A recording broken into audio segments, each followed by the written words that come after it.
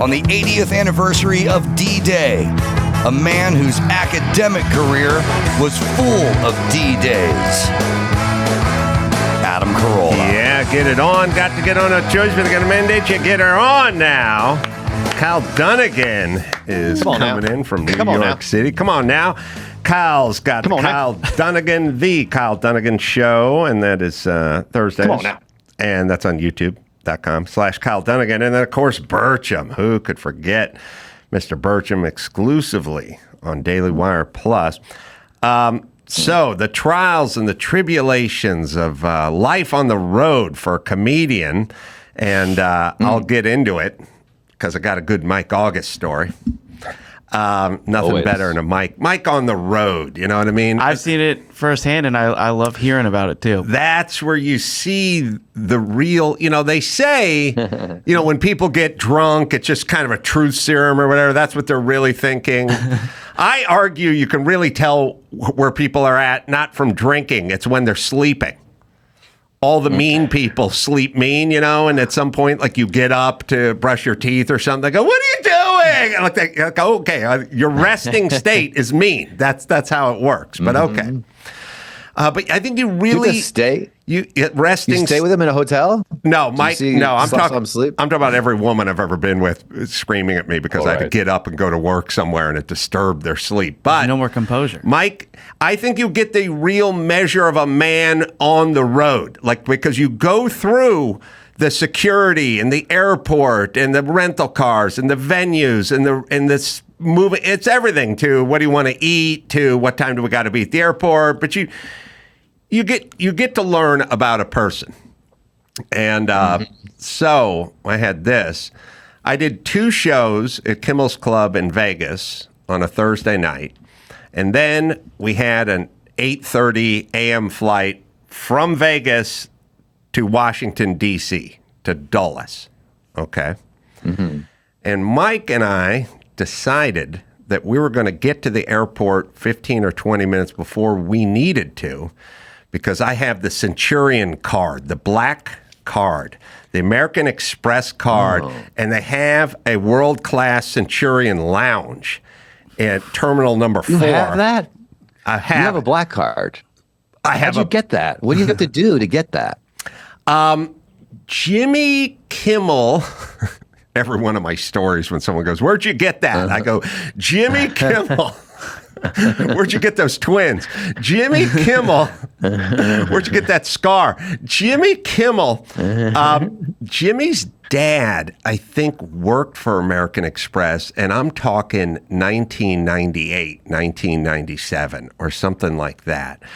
And he was able to wrangle us, I think, I have to talk to him about it, these black cards. Now, they claim they'll open every door. They will. Right. They will not. You don't. But there is a Centurion Lounge, and it will get you into no other lounge. But the Centurion Lounge is the lounge with the name of the card on it, right?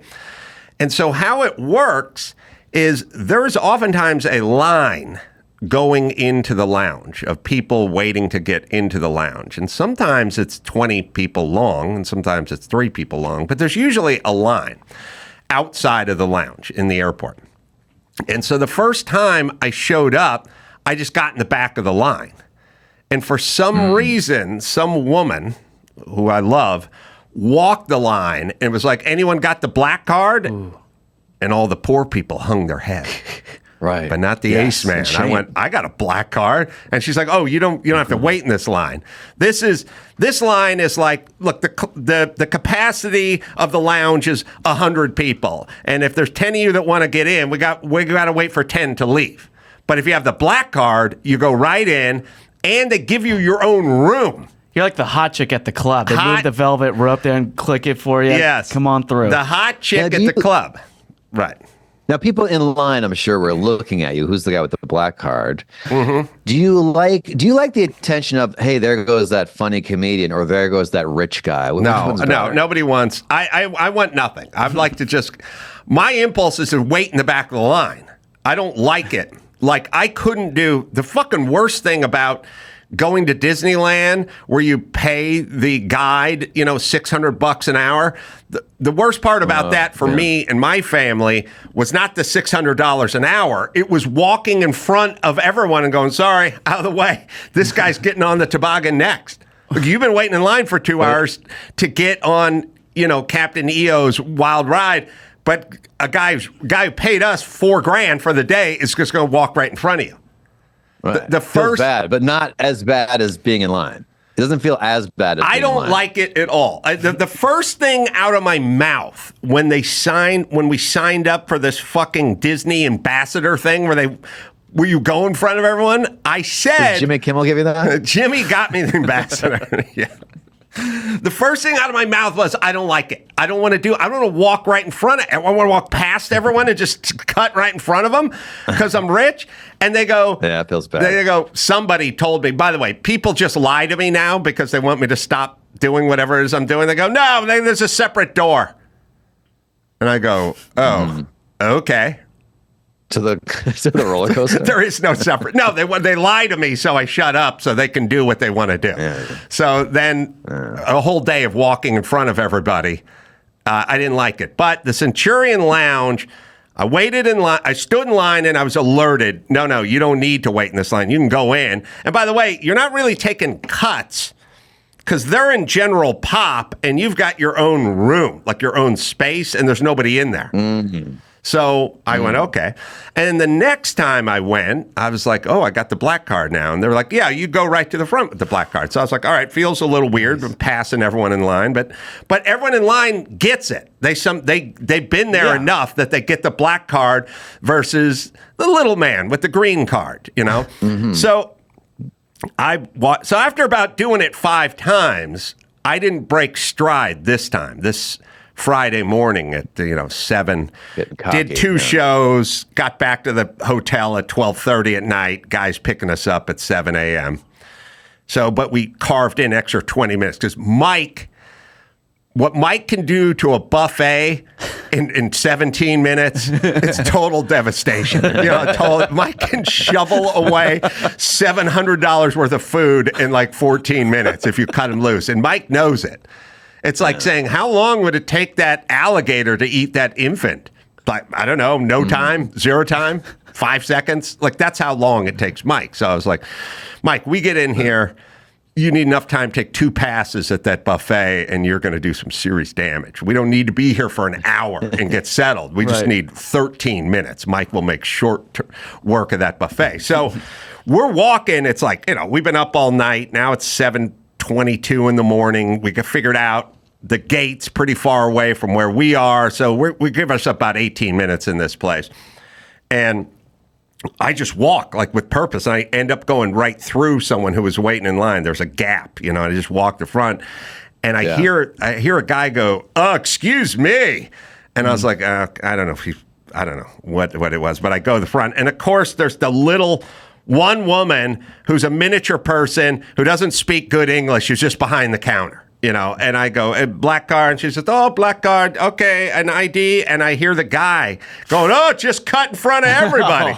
He's standing about 8 feet away in line, and I'm like, all right, I got the black card, we're on the clock, here's the ID, and she's like, I'll show you in, they escort you in, right?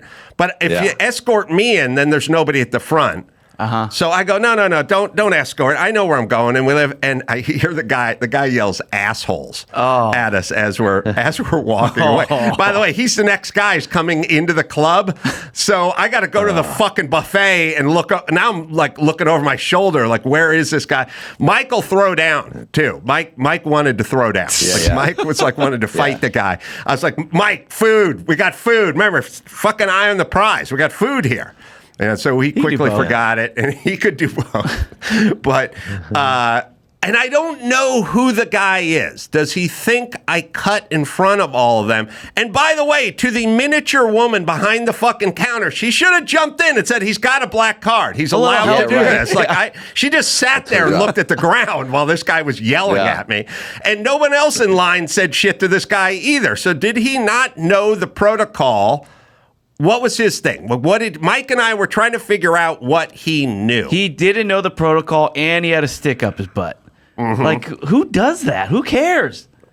Well, There's a reason. There's a reason that they're allowing somebody in front of you. The staff understands that. he could have been the no butt cuts, but once the staff, but I don't know if he knew she was paying attention. Maybe she just thought I was next. Anyway, she made no attempt to mend any of this at all. She just looked, and I was kind of looking at the guy going, I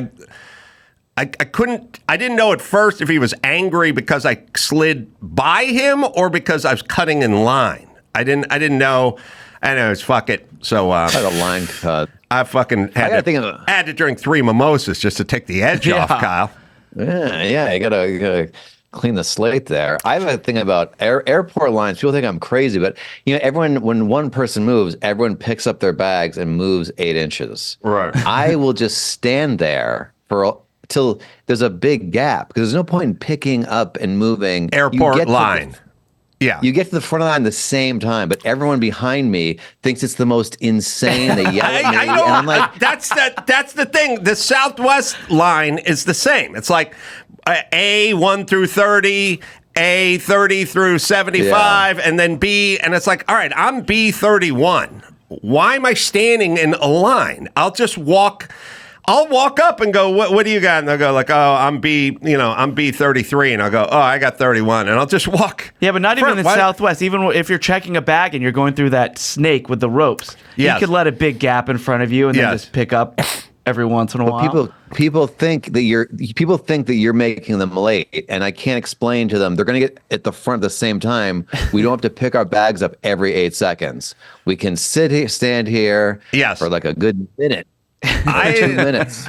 If I fly first class, I just wait for everyone to get on the plane, and then I get on the plane. I don't even know why you want to get there first. But anyway, the journey continues. The journey continues. I used to do that with the first class thing, but then sometimes it's so backed up. Now you're in the back of the huge line to get to the plane. Oh, and you can't. Everyone throws their luggage over your seat. Yeah. But anyway, all right. But the journey continues, Kyle.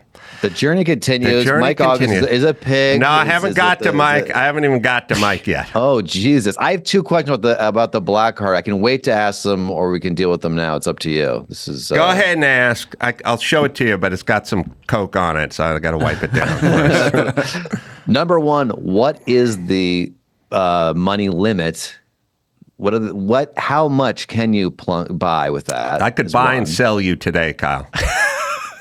Today. You couldn't. Yes, I could. No. No, I read the binder. I got that. It says it works with certain lower level comedians. Obviously not Seinfeld. I'm not mid. I'm not mid. I think, I don't know. I think there's no limit. It's limitless, yeah. I think. I think you could go in and buy a Rolls Royce with it. I could buy a jet with it.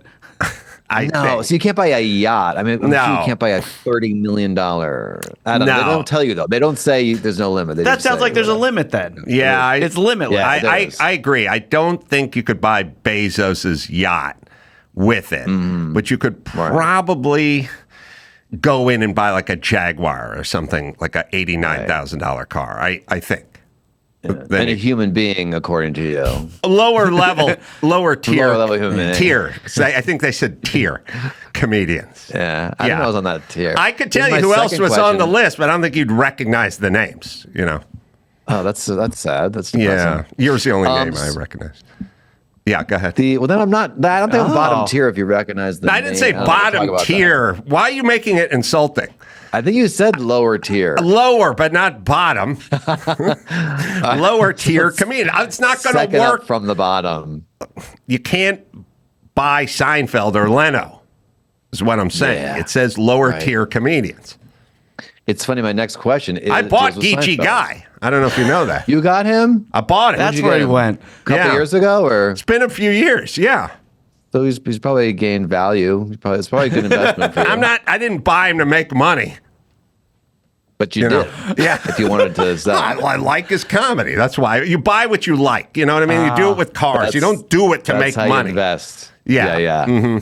Sorry. So the second question is, I heard this. I just don't know if it's true or not. Was the black card a fake thing? And then Seinfeld got the first one because he called the guy, and the guy was like, "That's actually a good idea. I'm giving you the first one." I don't know, but Seinfeld bought me 3 years ago. Oh. Is that right? Yeah. So Yeah, it may be his first card. He may have number 1 on the license plate. I did hear him tell that story. Yeah. If it is true, Seinfeld definitely thinks it's true. Yeah, well, the guy waiting in line in Vegas with the green American Express card does not recognize my black privilege. That is called black privilege, Kyle. Mm-hmm. Yeah. And how cool if you lose it, you actually have to turn in your black card. Yeah.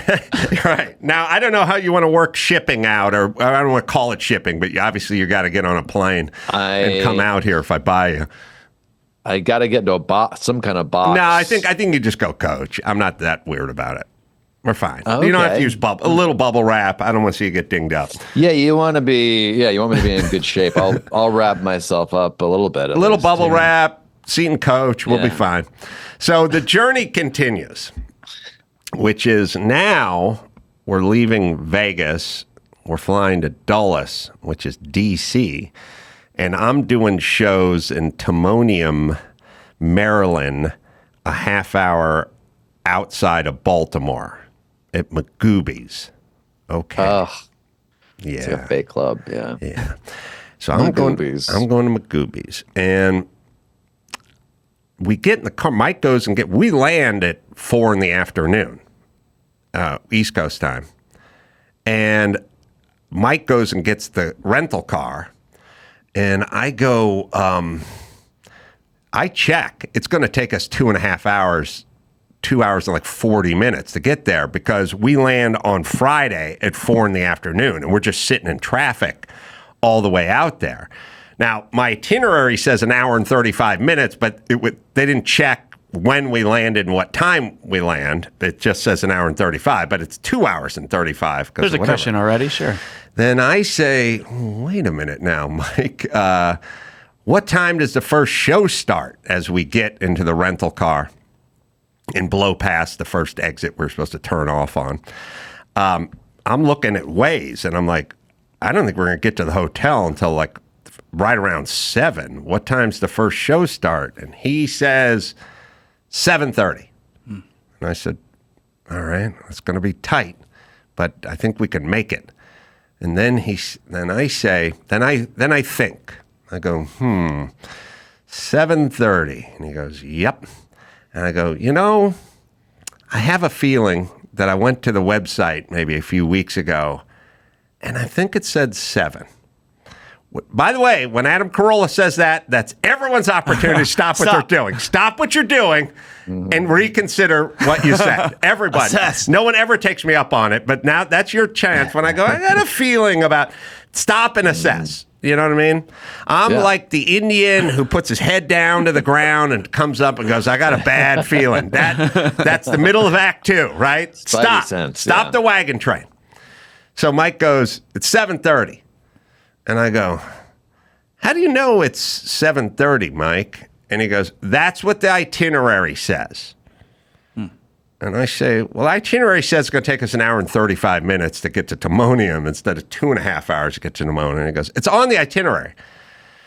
I go, no, I'm going to check. The itinerary is made up of stuff that we put on it. That's the flaw in his logic. So I go, all right. Now he shows me the itinerary, and I go, not enough for me. We fuck up way too often. So I go online, and I go to Magooby's, and it says show times 7 p.m. and 9:30 p.m. And I'm like, oh, fuck, because we're not going to get to the hotel until 5 minutes to 7. Yeah. So I go, and Mike's got to eat. Mike, I go, Mike, Magooby's website says showtime 7 and 9:30. And he goes, those are doors. That's doors open at 7.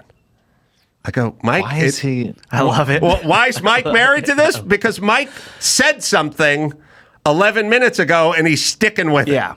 He's sticking with it. Wrong, yeah. And I said, Mike,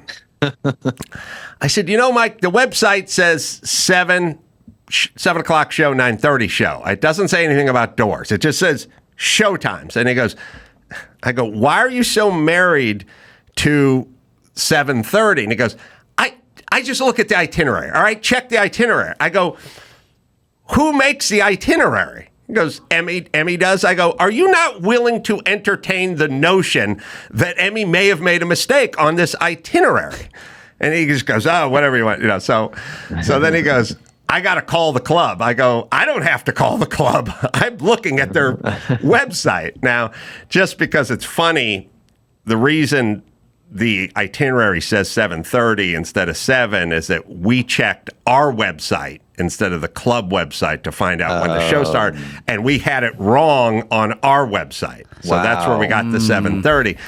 But double bogey. Now we rolled into the hotel at like 6:48 or something like that, and I was like, I got to run up to the room and just change, and we're just coming right down. And Mike's like, I'll call the club and see what I got. They're starting at 7, Mike. We're going, and then Mike, because he's a genius, he goes, at some point I come down, and he goes, I called the club. It starts at 7. And I go, yeah, but that's the end of the discussion. No, you, Mike. He didn't say sorry or I do apologize. No, nobody ever does that, because if they did that, they might not do it the next time. You know what I mean? You can't. We need to leave ourselves an opening. Thing, you know what I mean? Yeah, people don't say they're wrong anymore. That has no value. You get nothing out of going, hey, I was wrong before. You get no credit. People just stop doing it. Yeah, they stop. It's a weird. It's gone the way of the dodo. Yeah. They don't do it. And they certainly don't go, next time I'll re-examine what you said. They don't do any of that. We're just moving on. That's stress. Knowing you're not going to learn is stressful. We're just moving on. So, but you made it to the show. I made it, and I rocked that place. Yes. And that's the moral of the story. I bet you did. I wonder what we could put on itineraries now that we know that August will believe whatever's on them. Right? Well, we could put Adam is always right at the top. Now, listen, to be fair to everyone, the shows oftentimes start at 7:30. Oftentimes, but not all the time. And I just, for happenstance, went to their website like a week ago, which I don't normally do. And if I didn't, we'd be completely fucked. Now, I don't know how it gets onto our website at 7:30, and I don't know why we check our website instead of Magooby's website, but here we are. Yeah. I mean, there has been times I've seen this happen where the club gets it wrong, and they change it without telling us. That was Mike's other theory. Yeah. His other theory is that it was 7:30 with the club, and they changed it to 7. And I'm like, in a world where we get shit wrong all the time, I'm like, Mike, you can't entertain the notion of us getting shit wrong. We do it every single week. No, here. it's on the itinerary. No. No. Yeah, because we got it wrong on our website. But anyway. That's so stressful getting to a show. My most stressful, I'm not going to make a show. I got off the plane. I went to, you had to get a bus, and take the bus out, somewhere. And to get away from the airport to get my car. So I get to the bus. I'm taking the bus. I'm sitting waiting for my car. And I'm like, gosh, it's really cold in Florida here. And I was not in Florida. I was in Chicago. Wow. And I ran. I'm in the panic. Because back then, if you missed a gig and I didn't have much money, like you lost all that money and your flight and all that. The stakes were high. But anyway, I ran back and I got the bus. And I had to go through security again. But it's so stressful. Yeah, I realized too, as long as we're telling Mike stories, Mike does everything with purpose. He steams ahead. He plows forward. Yes. He plows forward emotionally, like with start times for shows. When I was like, Mike, slow down, pump the brakes. I think we're starting. Nope, starting 7:30. Moving on. Going. Not going to entertain it. Yeah. He physically moves. He moves like he leans forward and moves with purpose, and he drives that way. So what? I bet he makes love that way too. Oh, unstoppable! Sure. You don't have to bet. Plows through. No, that's a very good bet. He plows so hard that when we landed in Vegas on Thursday, and we landed at like 4:00 or something. By the way, we just got done over here fucking up the time I leave for Vegas or the time we start the show. Like we're just coming off of a fuck up. So I don't know where Mike's like, it can never happen. Or he doesn't even say that. Anyway, so we land in Vegas, right? And I go, hey man, we were discussing it on the flight over. The shows don't start for like another 3 or 4 hours, 3 hours. I said, the hotel's a piece of shit. Why don't we go hang out in the Centurion Lounge and we can sit there and have a beer and eat for free, and it's nice versus hustle to the hotel and do nothing and then go to the gig.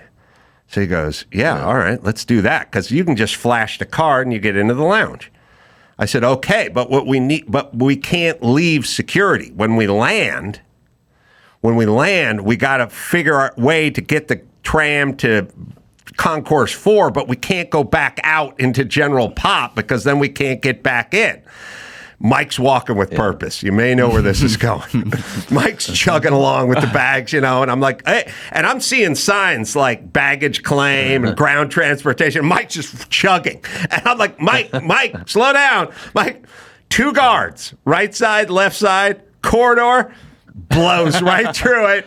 And I'm like, Mike, we're in the General Pop now. We can't get to the Centurion Lounge. That's on the other side of security. He goes, well, we're here now. What do you want us to do? I was like, why? All we had to do was not leave security. We cleared it. We could have just got on. We could have found the tram or asked someone where the tram was. Or we've done it. We've gone from Southwest to the Centurion Lounge a dozen times. We just have to figure it out. But we both blew right through security and ended up back in the baggage claim. Yeah, Mike's like a train. You need to hit the brakes. Like I needed to pull the cord. I was like, we couldn't avoid leaving the security area. We couldn't avoid it. We just stormed all the ground transportations and guards and everything, blew right through it.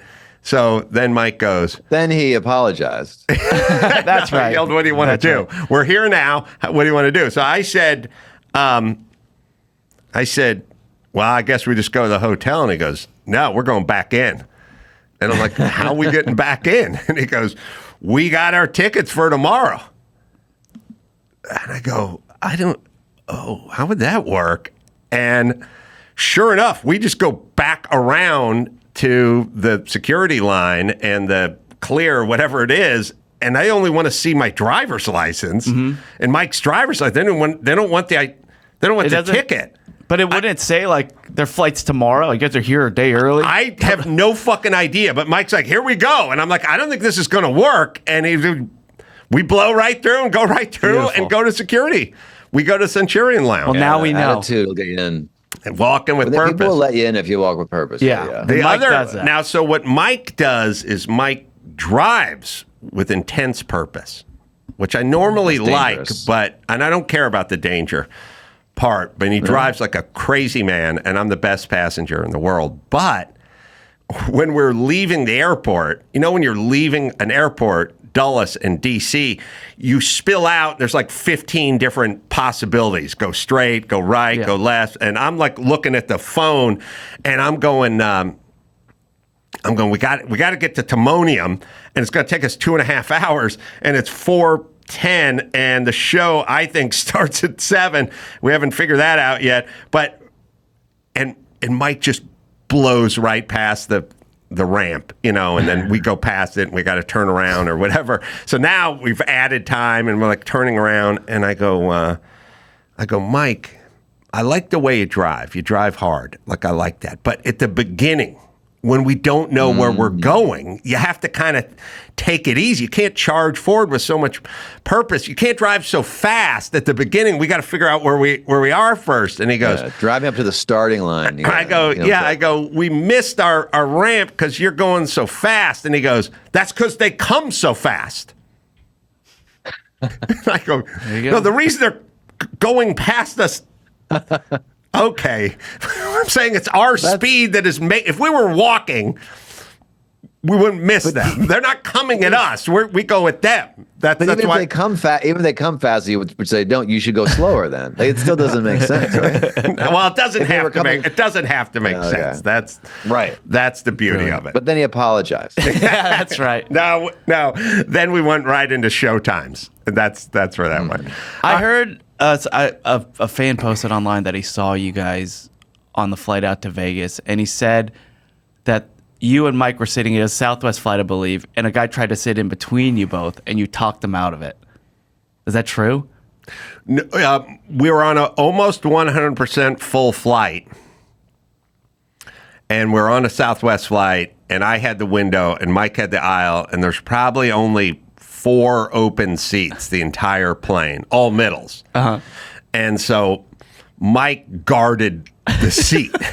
Mike got up and stood and blocked it and pretended like he was doing something with his phone and piled all his shit onto the open seat and then physically blocked it. That's the Mike I love. I'm like, all right, go to town. I'm like, Mike, someone's going to sit. Jerky. Someone's going to sit in between us. He's like, no, they're not. I'm blocking the shit. And he stood up and he blocked it.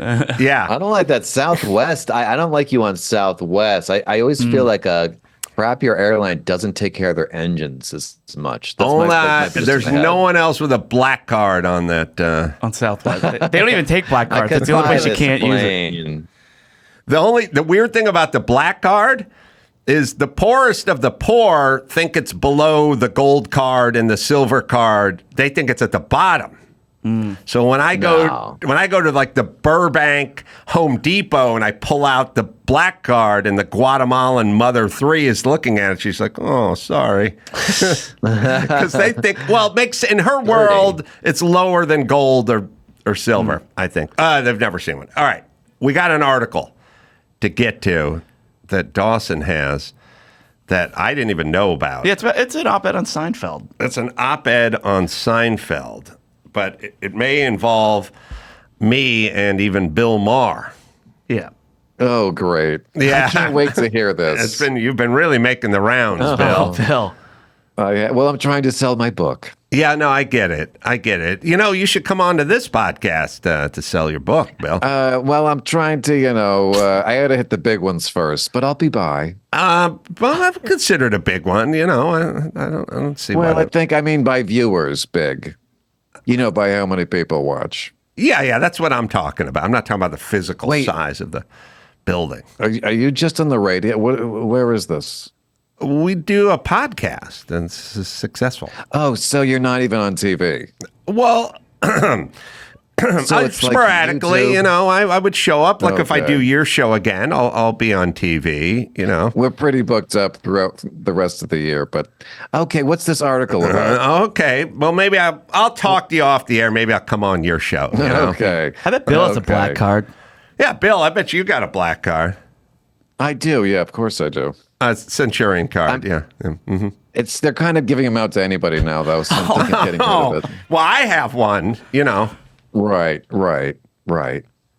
So I'll probably trash it. It's so not what it used to be. Are you going to get rid of your... okay, Bill, hold on. Are you going to get rid of your Centurion card just because I have one? Well, I'll probably use it as like a coaster for my coffee table. Oh. It's lost its charm. Okay, sorry. I didn't want to ruin it for you. Anyway, maybe I'll come on... When people who have black cards start flying Southwest, there's a problem. Oh, God, that's right. I didn't know you heard the beginning part of the show, Bill. Oh, God damn it. I listened to the whole thing. Okay, well, here's the article. Well, maybe we should start with what the article's talking about. So Seinfeld was on a podcast with Barry Weiss, and it's a great interview, but here's the clip that everybody seems to be... we'll set the table. To be discussing, and and he's talking about Unfrosted, that great movie featuring Kyle Dunnigan. Mm-hmm. And that's right. He's terrible. And a certain time back when it was like Walter Cronkite. Hold on, Bill, you don't like Kyle Dunnigan either? No, he's terrible. He's not talented. He does a terrible impression of me. Oh, It doesn't sound anything like me, so. I like Kyle. I think he's funny. Yeah, you would. Okay, let's see the clip. Okay, let's watch the clip. But on the other hand, I couldn't help but wonder if part of it is maybe your own nostalgia for this time that feels like another planet, or at least another Of course country. it does. But there's another element there that I think is the key element, and that is an agreed upon hierarchy, which I think is absolutely vaporized in today's moment. Okay. And I think that is why people lean on the horn and drive in the crazy way that they drive. Because we have no sense of hierarchy. And as humans, we don't really feel comfortable like that. So that is part of what I think is, if you want to talk about nostalgia, that's part of what makes that moment attractive looking back. And the other thing is, as a man, can I You say sure that? you are? Are you? I've I always didn't- wanted to be. I didn't ask your pronouns before we I've began. always wanted to be a real man. I never made it. But I really thought when I was in that era, again, it was JFK, it was Muhammad Ali, it was Sean Connery, Howard Cosell. You can go all the way down there. That's a real man. I want to be like that someday. Well, no. I never really grew up. You don't want to as a comedian because it's a childish pursuit. But I miss a dominant masculinity. Yeah, I get the toxic thing. I get it. But still, I like a real man. Yeah. Right. Yeah. Well, we're fucking ourselves as a society because they got rid of this. We decided it's a bad idea.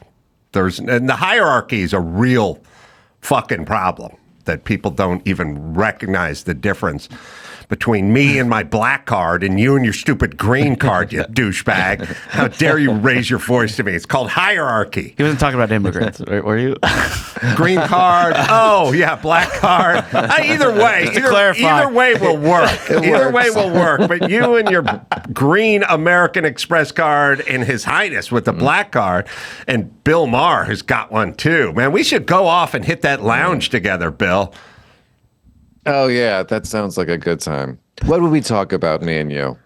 Oh, I have so much in common with you. well, I know. We're Endless both great conversations We're great about thinkers. cars. No, we're great comomedic minds. And, we're contemporaries, Bill. Of course we the oil that needs changing or whatever you do. Okay. I can't wait. Let's go. You always sound condescending. I don't know if that's your No, natural. I'm trying to compliment you and saying how much I want to hang out with you at an airport lounge. Well, see, there you go again, Bill. It sounds to my ear, and I have a very There you trained go. ear because I'm a great comedian myself. right. See, right. there it goes. There No, you no, go. that was it. I would say there you go. Okay, there you go. Misinterpreting The what I'm way saying. you laughed when I said I was a great comedian sounds to me. Okay. Well, look, you're very funny. That's why I'm laughing because you're so funny. Okay. Okay. So just take the compliment. You've made me giggle, and that's comedy. Okay, I'm just gonna stop, but it doesn't feel Okay. good. Listen, you go back and Well, re-listen you know to this what? conversation. That's a you problem, okay? You don't feel good. I'm in charge of your feelings. That's a you problem, Bill, okay? when you go back We'll be listen, right back when after this. When you go back and listen to this, and I know you listen to my podcast. I mean, you have Yes. Oh, yes, of course. yeah, because I have it see all the downloaded jokes every on your day. show. It was like lifted right from my podcast. Right. Yes, we all watch your show, and then we steal your jokes. That's Okay, I just think Such a you're not gonna great like the idea way you have. you're not gonna like the way you sound when you listen to this again. That's all. Well, when you point a finger, 4 or 5 are pointing back at you. Okay. Okay. All right. Let's get to the article. Okay. Thank It you. involves you and I in this article. I can't. We haven't talked about me yet. I don't even know why I'm here. How am I in this article? This is an op-ed. This is an opinion that Seinfeld isn't alone in pining for dominant masculinity, written by Nicole Hemmer, who is a professor of history at Vanderbilt. All right. CNN. All right. When comedian Jerry Seinfeld is in a nostalgic mood, he apparently laments the loss of two things that once reigned in the United States: an agreed-upon hierarchy and dominant masculinity. He revealed those longings in a recent interview with Barry Weiss, editor of the Free Press, as they talked about the early 1960s. The two yada-yada'd past the issues of black civil rights and toxic masculinity as Seinfeld zeroed in on dominant men and hierarchy as, quote, part of what makes that moment attractive. Such an obsolete vision of the past may not intentionally be expressive of the revanchist politics of the current moment. I had to look that word up, though. It means the policy of seeking to retaliate. When women are denied medical care, professors are fired for teaching black history, and Supreme Court justices are openly questioning the constitutionality. Women are being denied medical care, and teachers are being fired for teaching about slave ships and stuff like that, Amistad, that kind of thing. That's right. Is that what's going on? Yes, get to know it. I think you have a lawsuit if you're a professor and you're fired because you're teaching about the slave trade. But okay. And Supreme Court justices are openly questioning the constitutionality of same-sex marriage. In fact, for him at least, one is not about the other. Seinfeld openly disdains politics. But whether he likes it or not, his vision of gender and masculinity, shared by many male comedians, and not for nothing, conservative politicians, is deeply political, and its prominence in the comedy world bolsters the retrograde politics now flourishing in many parts of the U.S. Shticks about women have long been a prominent feature of stand-up comedy, but the Take My Wife Please comedy of the mid-20th century has gradually morphed into something with more bite, a cultural commentary that frets over the emasculation of men and lays the blame at the feet of women. Seinfeld hints at this, coupling the collapse of hierarchy with the demise of dominant masculinity. Other comedians have been more explicit. Adam Carolla put it bluntly in his 2010 Manosphere Cri de Coeur. Huh? It's a French word meaning I'm smarter than you. In 50 years, we'll all be chicks. Yeah. Masculinity, by any definition, is disappearing, he writes on the opening page. By masculinity, he means both toughness and male supremacy.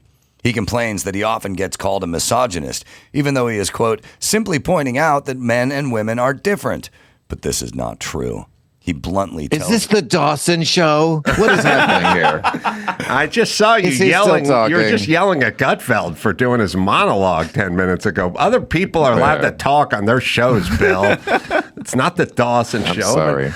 No, it's all right. Don't apologize. But see, I feel bad. I wrote a best-selling book myself, Bill. Did you read it? What do you mean best-selling? Well, like New York Times. What does that mean to you? What does that mean to you, best-selling? New York Your mommy Times. bought it? Huh? Your friends bought it? That's not best-selling. No. New York Times best-selling Your author. mom, wait a minute. Your mom didn't even buy it? How is it a best-selling book? What was it called? I've been to my mom and my dad's house after I've published 6 or 7 books, and I sit in front of their bookshelf, and I've never seen one of my books on their bookshelf, and they have bookshelves with many books. I did see Dennis Prager's book on my dad's shelf. That's a good I've book. Never seen, yeah, it's good, but I write a good book too, Bill. So right, but no. What's it about? Let me guess. Can I guess what it was about? Okay. Cars in the early 20th century and how they ran. Is that what it was about? The thing that's weird is when we hear quotes, and Byron can find one, you release some quotes from your book about, you say in your book, you go, the guy misses a free throw in basketball and his teammates high-five him. I've said that on this show many times. It's all the stuff you write in my book. I said, you missed a free throw. Why are we high-fiving you? So anyway, that's just an example. If a joke is told on the Adam Carolla show and no one hears it, did it exist? Oh, Bill. I say no. Okay. The point is this. We're both New York Times. We're both celebrated authors. That's all. Okay. Okay. I write too. That's all. People like this. I'm agreeing with you. Okay. I'm sorry. I'm sorry for sounding defensive. But when someone's agreeing with you and saying, wow, I can't believe you wrote such an amazing book that no one's ever heard of. Okay.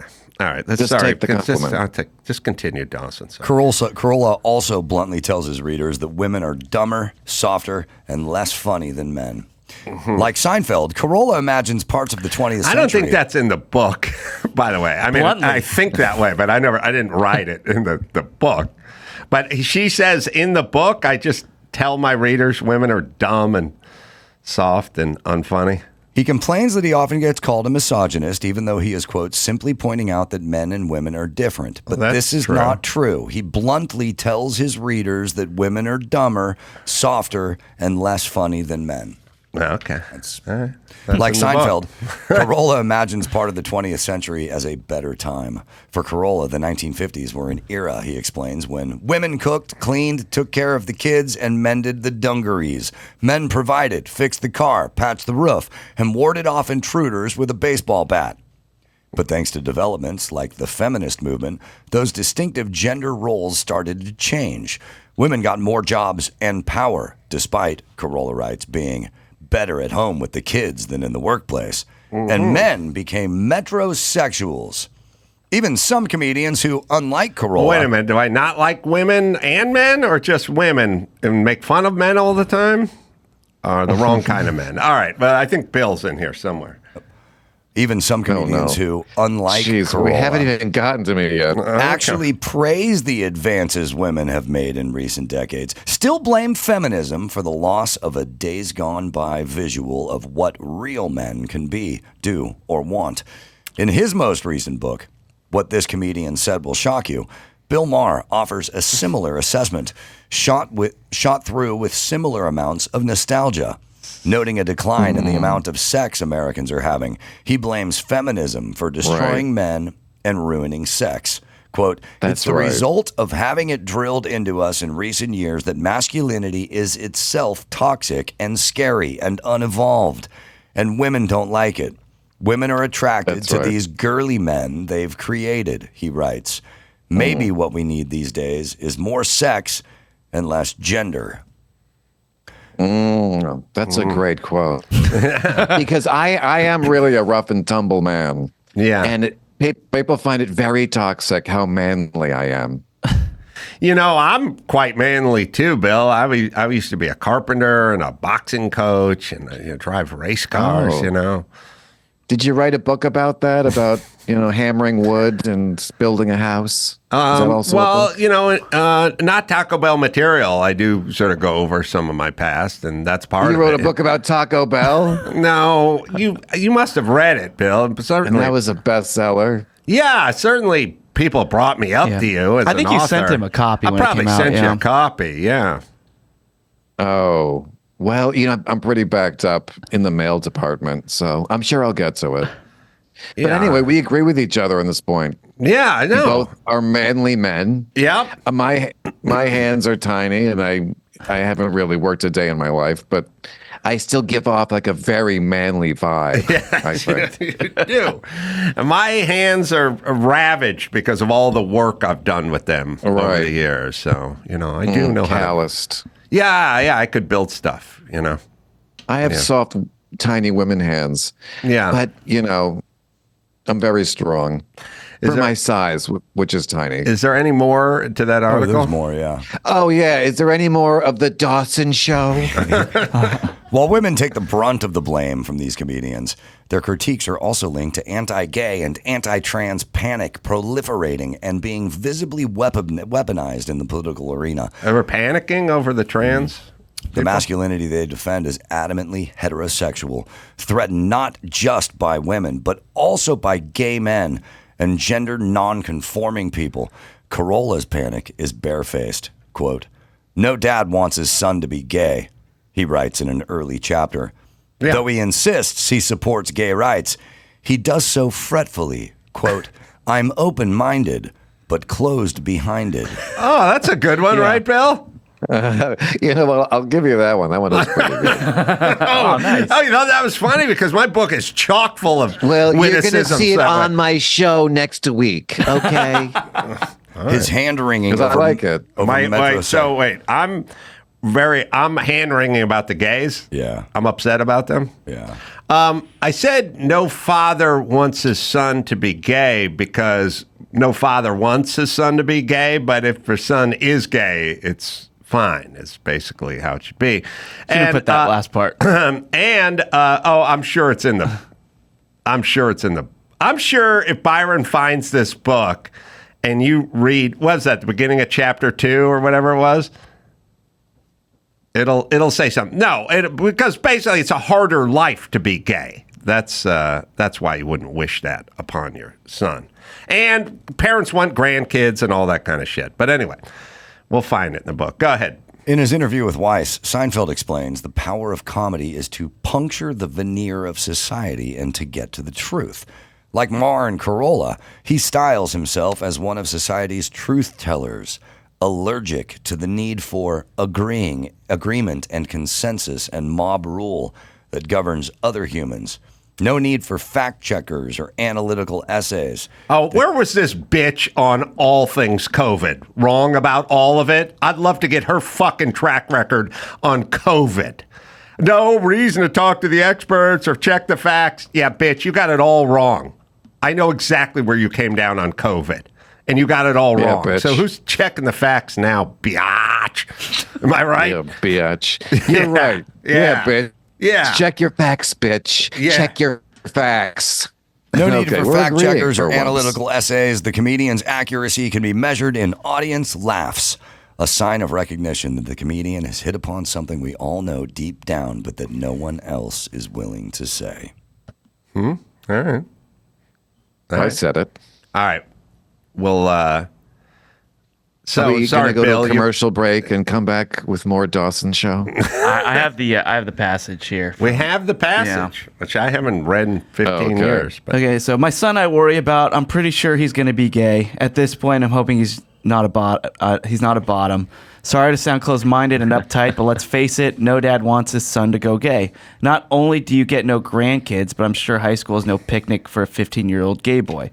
On the other hand, maybe I'm just viewing this through the bifocals of an old heterosexual dude. The way things are going, my son will probably get his ass kicked for not being gay. oh, all right. That's You more were right on the money. That's a little more nuanced, right? You happen to be right. When did you write that book? That was Your written fun little in book. 06 or 07? No, I was out of radio by then. That was like 2000. I think you read it in the 2010? article. 2010. I think you read it in the article. Yeah, 2010. I How many seem to remember copies do you that sell? being released when I first started the show. I remember waiting, and I went to the signing, and just to be weird, I stood in line and waited for you to sign my book, even though I worked for you, and it just seems like it was right at the beginning of my tenure there. As I was expressing to Mike August this very weekend, we sometimes get things wrong around here in terms of dates and times and stuff like that. So that's a possibility. But you just read it in the article, Dawson, which I think it said 2010. It's when you started working at the podcast, but not the radio show, DOS. So it was the beginning of something. No, but I don't know. Oh, all right. Whatever. Yeah. I just remember it. That it was, I'm Tis true. 100% wrong. Maybe the doors opened in 06, but the actual book publishing time was 2010. That's what Mike said. We put the doors. Mike said it was open doors. All right. You waited in line, Dawson. Now you have your own show. You waited, That's a waited big in line dog. for 4 years. Till the book came out. How much weight did you lose in that line? That is so weird. That is weird. Well, look, everyone, this is how recollection works. I'm not making fun of Dawson. I'm just saying, everyone be open to your memories not being the way it actually happened, which is a lot of problems when now these memories start wandering into court now and people are telling the story of what they thought and how they remember it and they know where they were and stuff. Now imagine you're on the losing end of that. Because if this was just opinion, Dawson would be like, I know where I was when that book came out. And I would believe you if I was in the jury.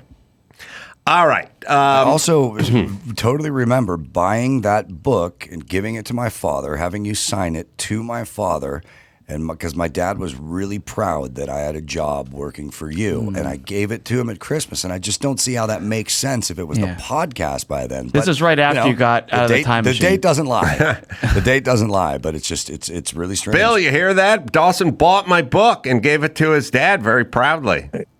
Yeah, I was thinking about the look on his dad's face when he saw that book. Pride is the look. The sadness he felt. No, I This don't. is not- I think it was a pride. It's a look of pride. I I wasn't can there. imagine him But saying, "This is not going to be a very Merry Christmas," I guess. no, I think it's the opposite. I think it was proud of Oh, the look. son. Oh, look. A coaster. for No, the coffee table. no. Hey, a doorstop. Thank you, Dawson. What a wonderful son. All right, I shouldn't have brought it up. I thought you'd be impressed that Dawson bought the book for his dad. Right. You know. Yeah, the guy who worked for you bought the book. Yeah. That's how you get a bestseller, I guess. No, I don't enforce. I don't make force the employees. people who work for you buy your books. That's what I've learned here today. Okay. Great. I thought you both would find camaraderie. I thought we'd find This some the CNN some article unity where, here. You know. That behind joke was pretty good. I'll give you that. And I will take it, and it will be on the show next week. Look out for the monologue next week. All right, we got Rotten Tomatoes. We got Trump. I mean, he was convicted. We got to get into that. Fauci was hauled in front of Congress. So much to do right after this. Well, Simply Safe. I recommend Simply Safe Home Security. It's advanced home security that puts you first. We've used this product since they've been sponsors, and that's going back over a decade. We all use it here. I've told you Dawson used it back when he was in his apartment, and then when he moved to his new home, he took it with him. You can't do that with a hardwired system. U.S. News and World Report says best home security system for 5 years running, 24/7 live guard protection. Lets monitoring agents stop a crime in real time, speaking to the intruders through the smart alarm wireless indoor camera. Oh man, the future's here. No long-term contracts, cancel anytime. Try it risk-free with a 60-day satisfaction guarantee. And right now, my listeners get 20% off a new Simply Safe system with Fast Protect monitoring at simplysafe.com/Adam. Save that 20% at simplysafe.com/Adam. There's no safe like Simply Safe. Rosetta Stone. Oh, my kids are heading off to college soon, and they're going to want to travel before that. So they're going to have to learn a new language wherever they go, and that's where Rosetta Stone comes in, the most trusted language learning program in history.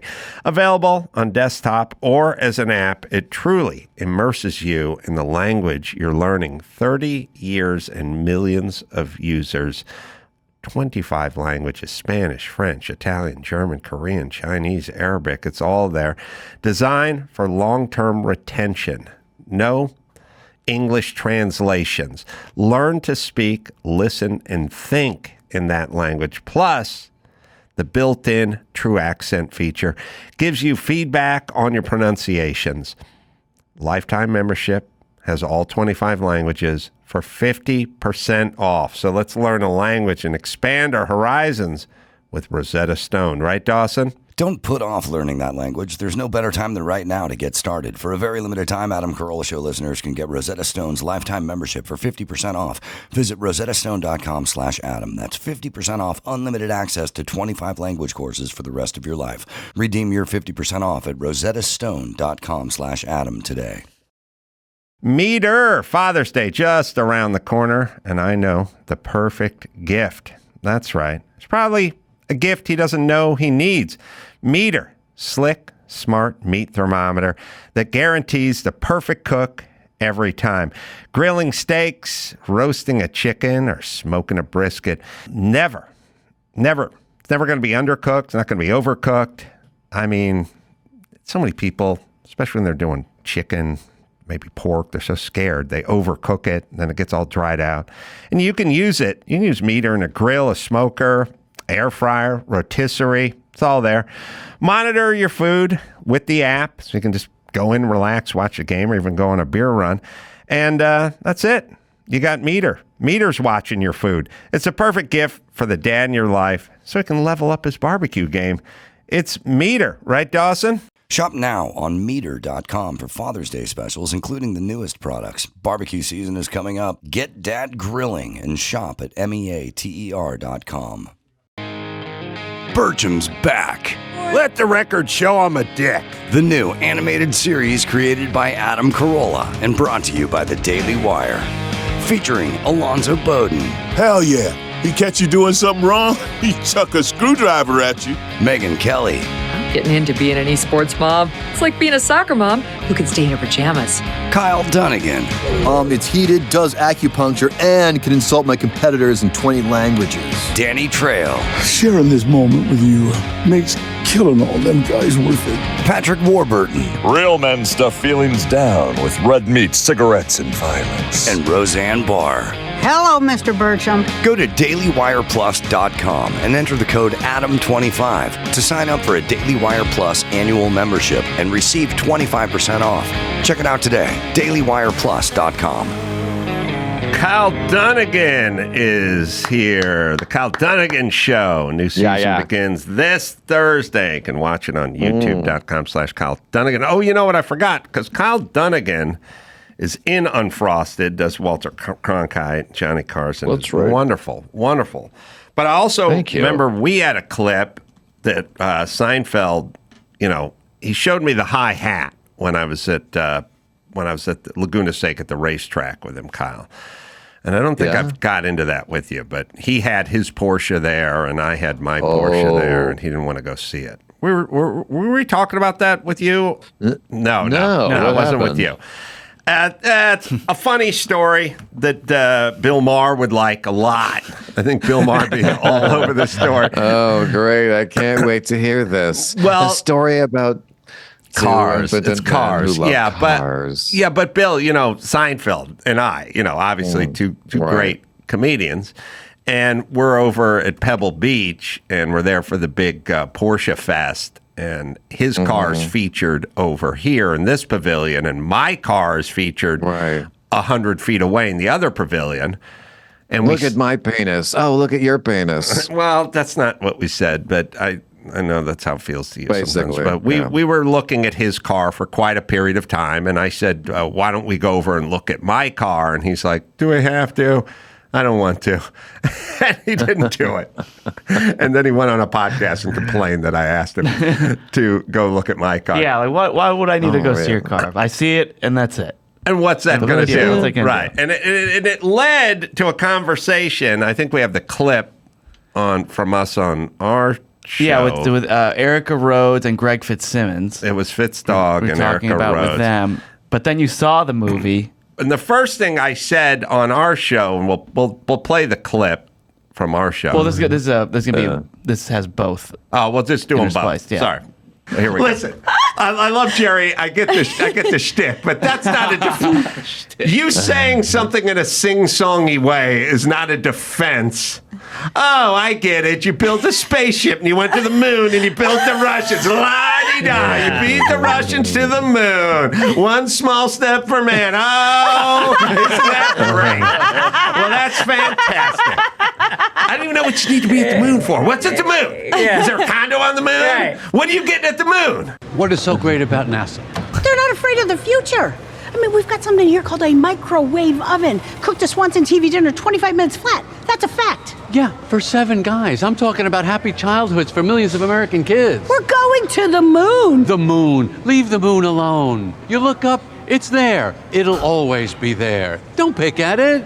You're jamming goo in the tubes for a bunch of chain-smoking Corvette guys with flat tops. They're gonna go up, they're gonna come down, they're gonna become alcoholics and get divorced. The chimps are smarter. All right, so I did my moon riff before the movie 4 days came. before the movie. I hadn't seen the movie. I was like, Seinfeld's just going to take this and go to the moon. So I did the moon riff, and then 4 days later, I saw the movie, and I was like, oh, he's doing what I was making fun of when I was making fun of him for not seeing my car. Right out of Bill Maher's playbook. All right. Last minute That edition. was after the car incident. Yeah, so the moon riff, yeah. We have the car incident somewhere, which is funny. I'd like to see that. You have that on a film? No, he did a podcast. He went on a podcast. Oh, yeah. I'd like to see that. And they said, he's like, I saw Adam Carolla and wanted me to see his 935. What's with the 935? I have to see the car. And we'll play it. I'm surprised you want to hear this again. I do. It's funny. It makes me laugh. Yeah. I talked with Adam Carolla. Oh, yeah. Who wanted me to see his Paul Newman 935, but it was so many people around and there was so much, interaction going on. It was kind of difficult for me to maneuver. And he kept pushing me. You've got to see my 935. I go, why? Why do I have to see it? What will happen in your mind that will be so great? Will it be me going, wow, cool car? And then what? Then nothing. The big winter boot. So you said, I'll just say it now. The winter boot of reality. You'll say, I'll say it now. Yeah. Nice car. It's a nice car. Yeah, great. You're great. But it is weird, isn't it? Kind of cool to meet another guy with a 935. Look, right over there. There's a 935. I don't own that car anymore. You don't? No. That car's been sold. Sold. That was the one out at Gooding, right? That's right. All right. Now listen. Why would I want to see the There's car? like 10 people on the planet that own a 935, number one. Number two, he's at a Porsche meet. He showed up to look at Porsches. Right. And it's Paul Newman's car? Is that I right? didn't kick open his front door and ask him to come look at. We were both standing in the infield of the biggest Porsche event in the world, looking at Porsches. That's why you go. I had context on my side. Yes, it's called Ren Look at Sport. the car. What am I going to do if I look at Called the car? Ren Sport, and that car, I won the Wysock trophy in that car 2 years ago. What am I going to say? Cool car? What about if Paul Newman drive that car? Because that makes it cooler. Paul Newman drove it at Le Mans. Oh, see, that is something to see. I got to say. Thank you, Kyle. Yeah. I love Paul Newman. Grew up in my home. Didn't grow up. He lived in the town I grew up in. Westport, really? Connecticut. Yeah. Home track, Lime Rock. I've been to Lime Rock many times. My uncle used to race and bring me there. We saw Paul Newman a few times. See, this is why everyone loves Kyle Dunnigan and not Jerry Seinfeld. Yeah, I love Paul Newman and cars. I saw Paul Newman's car in your garage. I believe. Well, you could have seen it if you were the infield at Laguna Seca a few months ago. Why? Why would I go see that? Why? Listen, I'm sorry. First off, he did sell his 935. Okay. That is true. Now, I got to check the timeline because I think he sold it right about that time or maybe after even. But what I'm saying is why is that an excuse for not seeing a 935? You had one. Nobody there has a 935. So using his logic, nobody should look at the 935 because no one owns a 935. I would think he used to own one, no, you're saying.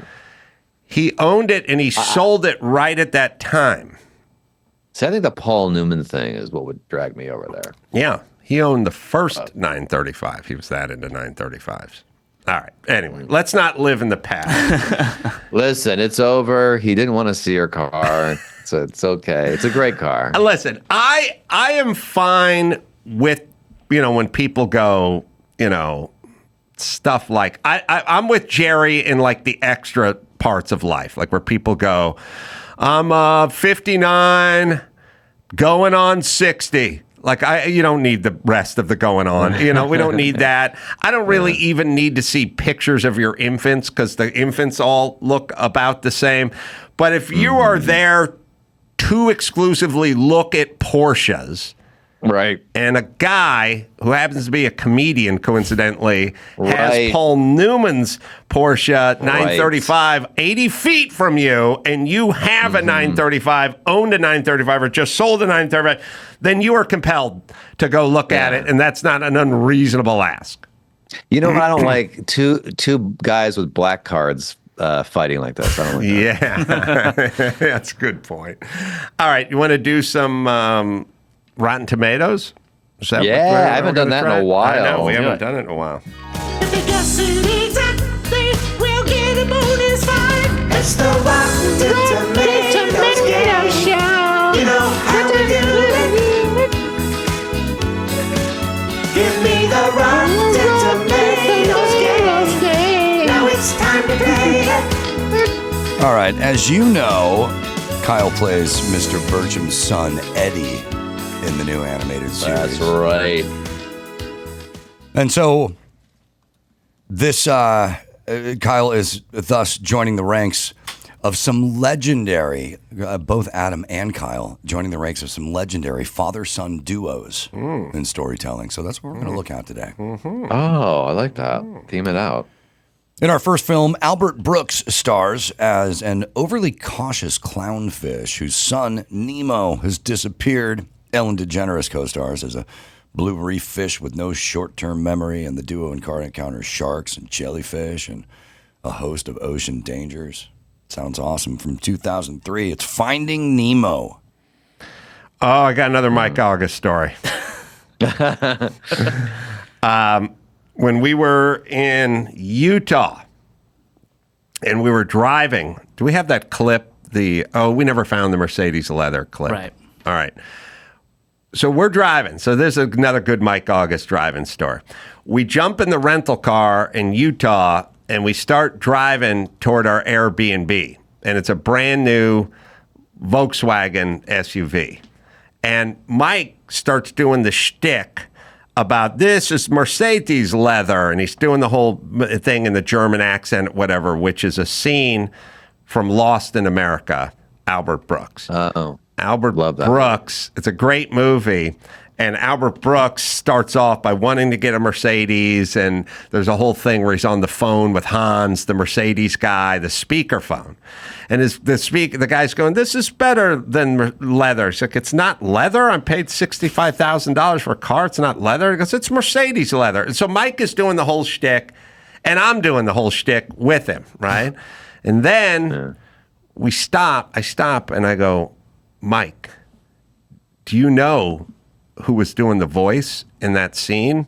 Because we found out later on that Albert Brooks was doing the German accent through the speakerphone to himself. Oh. It's a piece of trivia, right? Yeah. So I go, you know who was doing that? We just acted out the entire scene, Mike and I. And I go, you know who that was in that scene? And he goes, Albert Brooks. I go, oh, you knew that? He goes, yeah. I go, when did you find that out? He goes, I've always known. I go, I just found that out. I didn't even know. I'm a huge Albert Brooks fan, and I love that movie, but I didn't find out till like 3 years ago that was Albert Brooks. And he goes, yeah, well, I know it. And I go, what? You knew the German voice was Albert Brooks? And he goes, oh, no, I didn't know that. I said, Mike, do you think I'm asking you who Albert Brooks is? Like, what do you think I'm asking? We just redid the whole scene. What do you think I'm asking if Albert Brooks is in that? It's your fault for following It's up. my You fault. could have just let it go and thought he was a genius. No, you know what my problem is? My problem is I oftentimes don't tell people stuff I don't think they need to know. Like I go, do you know who was doing the voice in that scene? I didn't go, the guy doing the German voice on the phone. I didn't say that. Because I didn't think I had to, because I already acted out the scene. When he said Albert Brooks. If you were talking about the voice coming out of Albert Brooks' mouth. Could have been. Well, Albert Brooks was on camera. I did not make it clear enough, is what I'm saying. All right, Finding Nemo. Great movie. Pixar at its best. This was a fantastic film. Isn't it weird when they got rid of what's his name from Pixar? John Lasseter. John Lasseter got like early Me Too'd, and people were like, what did he do? And it's like, well, he'd go to the Christmas party and he wasn't appropriate. It's like, really? We're going to get rid of him? He seems to be the brains behind the operation, and they got rid of Lasseter. And they never really said why. All right. I remember that. This is going to be very high. You've got to write down your score. Everyone's going to write. Are you playing? I'm not playing. All right. Just you and head. I'm writing down. This almost perfect film, and the critics love this kind of shit. Oh, yeah. This is tough. So I'm going to go with 94. I'm gonna go with 94 is pretty good. I'm gonna go 96. 96. Finding Nemo is certified fresh. That's very high. At 99. Wow. Almost perfect. People have it at 86. That's weird. All right. Next up, after finding out that Darth Vader is actually his father, Luke Skywalker struggles to help his papa come back from the dark side. Also, the Death Star is back, and Ewoks dance in the forest. Mark Hamill, Harrison Ford, Carrie Fisher, and Billy D. Williams. From 1983, Star Wars Episode 6, Return of the Jedi. So I asked Mike, who did the voice of Darth Vader, and he said Albert Brooks. Yep. We all know that. Wait a minute. Is this the first one, the second one? Which one? The sixth? Third one. Third one? Oh. I didn't sign off on Star Wars as being that great. It identifies as the sixth one, though. Yes. Everyone's nuts with their fucking Star Wars stuff. But I do remember this one disappointed people or something. I can't remember which one the nerds liked and didn't like. You didn't even go out to watch them? I saw the first one, and I may have seen bits and stuff. I would see it, but it's not my world. I wasn't that into it. Now, so this is the third one, but it's got all the characters that everyone likes, but nobody likes the third one. They did like the third one. They liked the first one. They didn't like the second. They do like the third. I'll tell you what I got off board with. I went to see the second one, I think, and they did the no ending thing, and I was like, "Where's the ending?" It's like, "Well, you got to come back." And I was like, "No, have an ending." I could get hit by a bus leaving this fucking movie theater, and then what? You know what I mean? Yeah. Right. Your last closure would be nice. I want to see a movie have an ending and then come up with another movie, but don't do we're not ending this. You got to come back. All right. I'm going to write down. People did like this. I don't know. 71. I'd like to ask Dawson. Can I pull out my Ask Dawson one question card? Mm-hmm. What was Rotten Tomatoes around back then, or is this like retro people going, I thought this about it? It's all retro. Retro, yeah. But they take old reviews too, I think. Yeah, they exist, yes. Yeah. All right, I will go 81, please. Star Wars, Episode 6, the third one, Return of the Jedi from 1983, is certified fresh at 82%. Ooh, Kyle's really on his game. My man. goodness. A few months ago, it was 93%. So they've gotten some bad reviews of recent. Oh, really? That seems random. No, I think it was 83%. Well, I guess the arrow is crossed out right at the right place because that looks like 93 with the thing on it. Remember me and Mike were arguing over the possibility of something being wrong on this itinerary? And I told him it happens all the time here. I don't like this. I think I'm making my point. You guys are making my point. What do you win? I feel like I might win this. And is it just nothing? You just go, you won, and that's it? It's the same thing I would have got if Seinfeld had walked over and seen my 935. A sense of satisfaction, Kyle.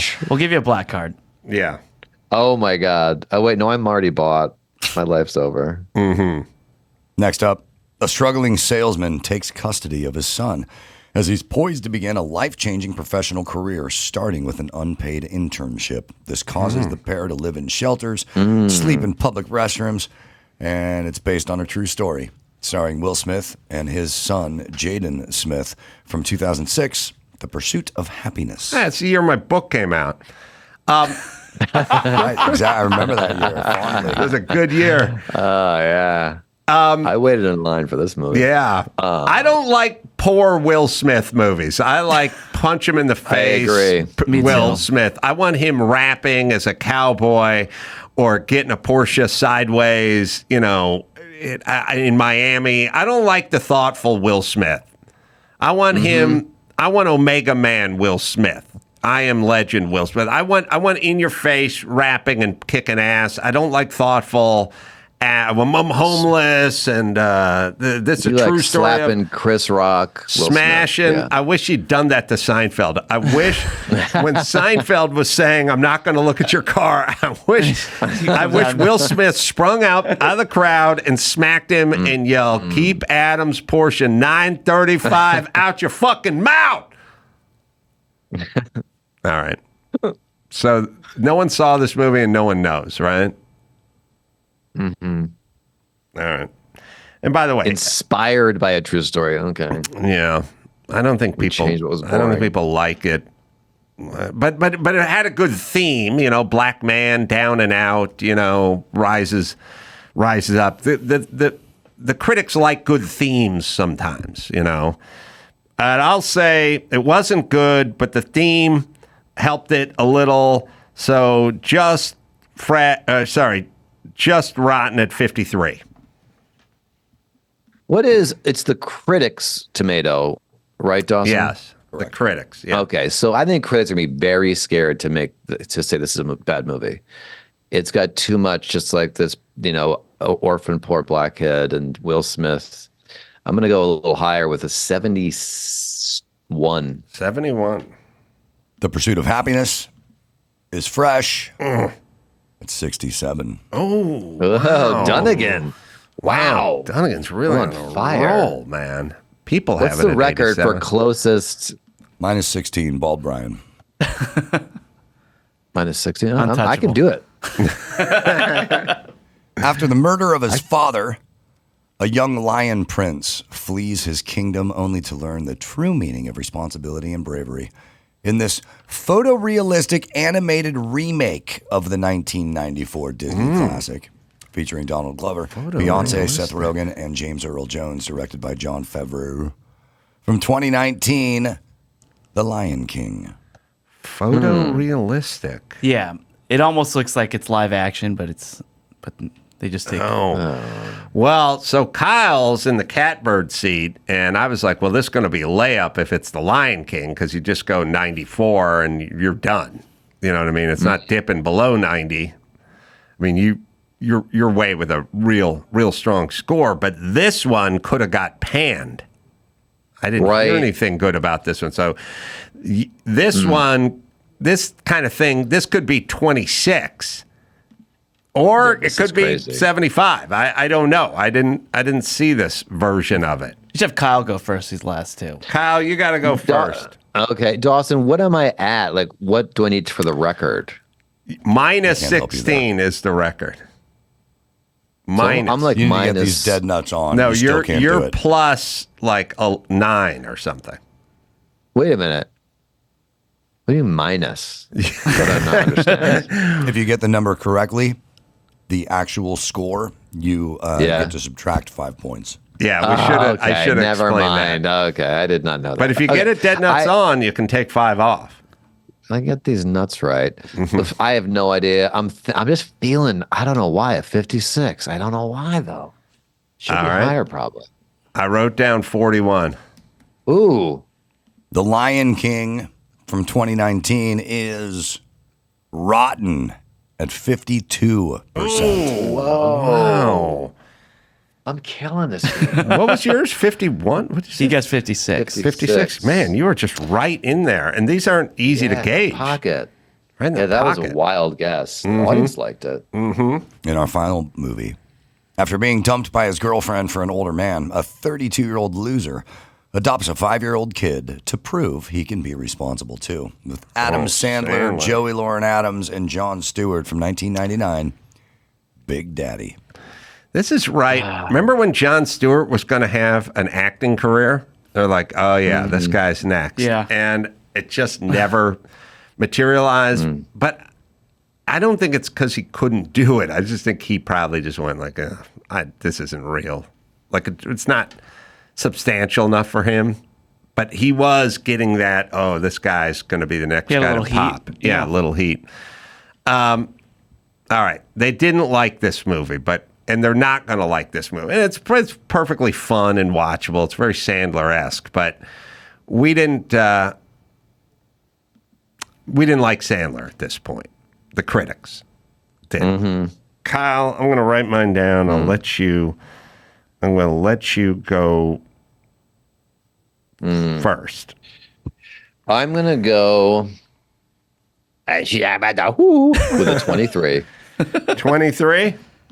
Chris, Yeah. would you like to see the number I wrote down at the bottom of the page? Adam has also guessed 23. Well, No at least way. we know who's going to win. Not so fast, because if the actual number is 23, I get a 5-point deduction. Oh, that's right. Math. But then so do I, though. August says no. The itinerary says no. Big Daddy is rotten at 39%. Oh, man. All right. Yeah, the that's people pretty good weren't as tough for on it as I someone. thought. Yeah. Still very respectable. All right. All right. We'll add I'm it on the up. edge of my seat here. Yeah. All right. We should have like tally up music, like Yeah, we kinda- should have tally up music. pretty dead air here. Adam Carolla coming in with a score of 57. Not, Respectable. quasi-respectable, but not good. Kyle nearly halved it, though. It wins the game with a score of 28. 28. Congratulations, Kyle. 28. You have That's a good won this score. father-son That's good. battle of Rotten Tomatoes. Thank you. Tomatoes game. You know, Big score. What would it sound like if Trump won Rotten Tomatoes? It would sound. I'll tell you that. If I was able to play, I probably would have had -17. Oh. Probably would have gotten the record. Oh, the record's I was negative. allowed to play. -16's the record. That's right. Trump gets -17. I thought he'd get 34. Believe me. Yeah. Believe me. Yeah. So terrifically. I knew that. Big Daddy was, of course, rotten at 36. Yeah. I knew that, of course. Chris made a joke. He said he thought you get 34 because of the 34 indictments, guilty. Yeah. 35, 35th president. Guilty, not guilty. So terrific. So not. What a total scam that was. That trial was such a scam. You don't like the Totally judge? rigged. You don't like the judge? The judge. She's a nasty woman. Oh, it was She's a guy. nasty- It was a He's male a judge. nasty guy. Yeah. He's a nasty. He is kind of I thought he had a soft-looking. vagina. I thought you were falling asleep a lot, too. I'm surprised you remember. It was very boring. It was so boring. Such a boring trial. I heard it Nothing to see was here. cold in the courtroom. Was it cold? It was freezing. It was so cold. It was so terribly cold there. It really was abuse. They abused Trump with this terribly rigged trial. Yeah. But I will be the greatest inmate if I go to jail. You got to know that. I will be the greatest. How would you prepare for going to prison? I don't need to prepare. I'm already they probably love me in there. That's what I hear. People say this. That the prisoners love me. The prisoners love Trump. That's what I hear. That's what I Yeah. hear. You guys had quite the fundraising record as soon as the verdict came in. I think you guys made like $55 million in one day. one day. Isn't that terrific? Yeah, You man. grab, you give some hush money and they give you $55 million. Yeah. Boy, I got to tell Pretty you. terrific. It was funny. I was on stage and I was doing this joke about your mayor, Eric Adams of New York. And he had a press conference last week where he was saying he wanted the key to the city back from P. Diddy. Yeah. Right? And I made a bunch of jokes about it, but the point is he wants the key because he gave him the key to the city, and now it turns out P. Diddy's not the guy he thought he was, and he wants the key back. I said, the guy really should get something back is Trump with the hush money. I mean, that was the worst hush That's money ever spent, ever. You got There was nothing hush zero about bang it. for your buck. Right. There's not, you paid hush money to somebody, and every person in America knows the story. Didn't hush. That You is should no report hushing. this to the No Better hushing. Business It's Bureau. so terrible. I could. And poor P. Diddy got railroad. No, He no, just- that's not. No, He's I a think great you're- guy. No, he's Donald, a great guy. No, I think you're missing Yeah, my point. they You're wanted missing the the key point. back What from him I'm because he's saying- not a great guy. I'm saying P. Diddy's not a great guy, But if you should ask for something back, it should be you and the hush money. Exactly. Thank you very much, Adam. There was no hushing. It was the opposite. It was the opposite of hush. I probably gave talking money. Did I give talking money? If there was, if for every $1 you got a nickel's worth of hush money out of that, it still wouldn't be. Was no hush. There was no less hush money ever paid for. Can we agree on that? It was megaphone money. You got mega money. That's right. Mega money. Megaphone money. That is exactly right. There's no hush about it. Man. The opposite of hush. That is like buying a Ferrari and getting a donkey. That's what you did. It's worse. It's worse than that. You're right. It's worse. The donkey you could just give away. I mean, at least the donkey you could make love to. It could be your friend. You could do things to the donkey. You can't do anything for the non-hush. You can't do anything. You got no hush. You got no bang for your hush. I've got no hush. I mean, really just think about it from a mathematical standpoint. Like if you buy, sometimes you go to the ballpark and you get like you'll order like a pulled pork sandwich or something, and it's $16.95, and you're like, this is a pretty shitty sandwich for $17, but it's still a sandwich. You got something, you know what I mean? You got what you could have got at Arby's for $7. You just paying $17 for, so you're a little disappointed. But your hush money, that's got to be the least effective use of money in any scenario at any time. Yeah, at least with that bad sandwich, you get a taste. You didn't get a taste of hush with the hush money. Thank you for saying that. I would have loved a little hush. Just a dollop of hush would have been nice. Just a smattering of hush. A smattering of hush. A dusting of hush. Yes. That's right. A dollop of hush. A lot of people talk. A lot of talking. I would argue you got the opposite of hush. Absolutely. You got rush. Absolutely. Everyone ran to a microphone. Not sure what that money went to, but Is there a human being in forget about North America, globally, who does not know you bang Stormy Daniels? Is there anybody on the planet? There's 7 billion people on the planet. I would argue that 5 billion know about this. It was translated into many different languages. Many languages. You know what? I'm going to look up the word hush right now, Alan, because perhaps I've got it wrong. Perhaps I didn't understand what hush When you were writing the check and writing hush money, in all your wildest dreams, did you think this is how hush works? Like, is this... Clearly, I didn't understand. Okay, here it is. Hush. It's a verb. Well, I knew it was a verb. Yeah. A terrific verb. One of the greatest verbs. Make someone be quiet or stop talking. That's what it says. Well, I had it right. Yeah, no, you're in principle, you're right. You wrote a check for something. You know what I mean? It'd be like... You want it in a sentence? I got a sentence here for you. Okay. For definition's sake, the kids do it. The kids who do the spelling bee, they ask for a definition so you understand the word a little better. Here's the quote for hush. He placed a finger before her pursed lips to hush her. Hush. H-U-S-H. Yeah. So terrific. No part of that money went to hush. No, it amplified. Yeah. I mean, honestly, it's like you dropped your car off at the body shop. You paid them $134,000 to fix the fender, and they just kicked in the quarter panel on the other side and returned it to you. Right. Yeah. They just lit it on fire and said, here's your fixed car that you paid for. Hush. Money. All right. Should we do, we're going to take a break? Wait, do we take a break? Yeah. Take a break and do some news? Yeah. Let's take a break. We'll do some news, and we'll be right back after this. Tommy John. Well, here's a simple life hack. Upgrade to Tommy John. I'm wearing mine right now. I actually was going through my drawer before I left, and there's a couple other non-Tommy John numbers in that drawer. I literally sifted through them, got to the Tommy John, put them on, and left for work. So with Tommy John, you're much more comfortable. You do everything better. Second Skin underwear has dozens of comfort innovations like a supportive contour pouch and horizontal quick draw fly, plus breathable, lightweight, moisture wicking fabric with 4 times more stretch than competing brands. Over 20 million pairs sold, thousands of 5-star reviews. Tommy John doesn't have customers. They have fanatics. Like I said, once you go Tommy John, you never go back to what you were wearing. Best pair you'll ever wear, or it's free. Guarantee. Am I right, Dawson?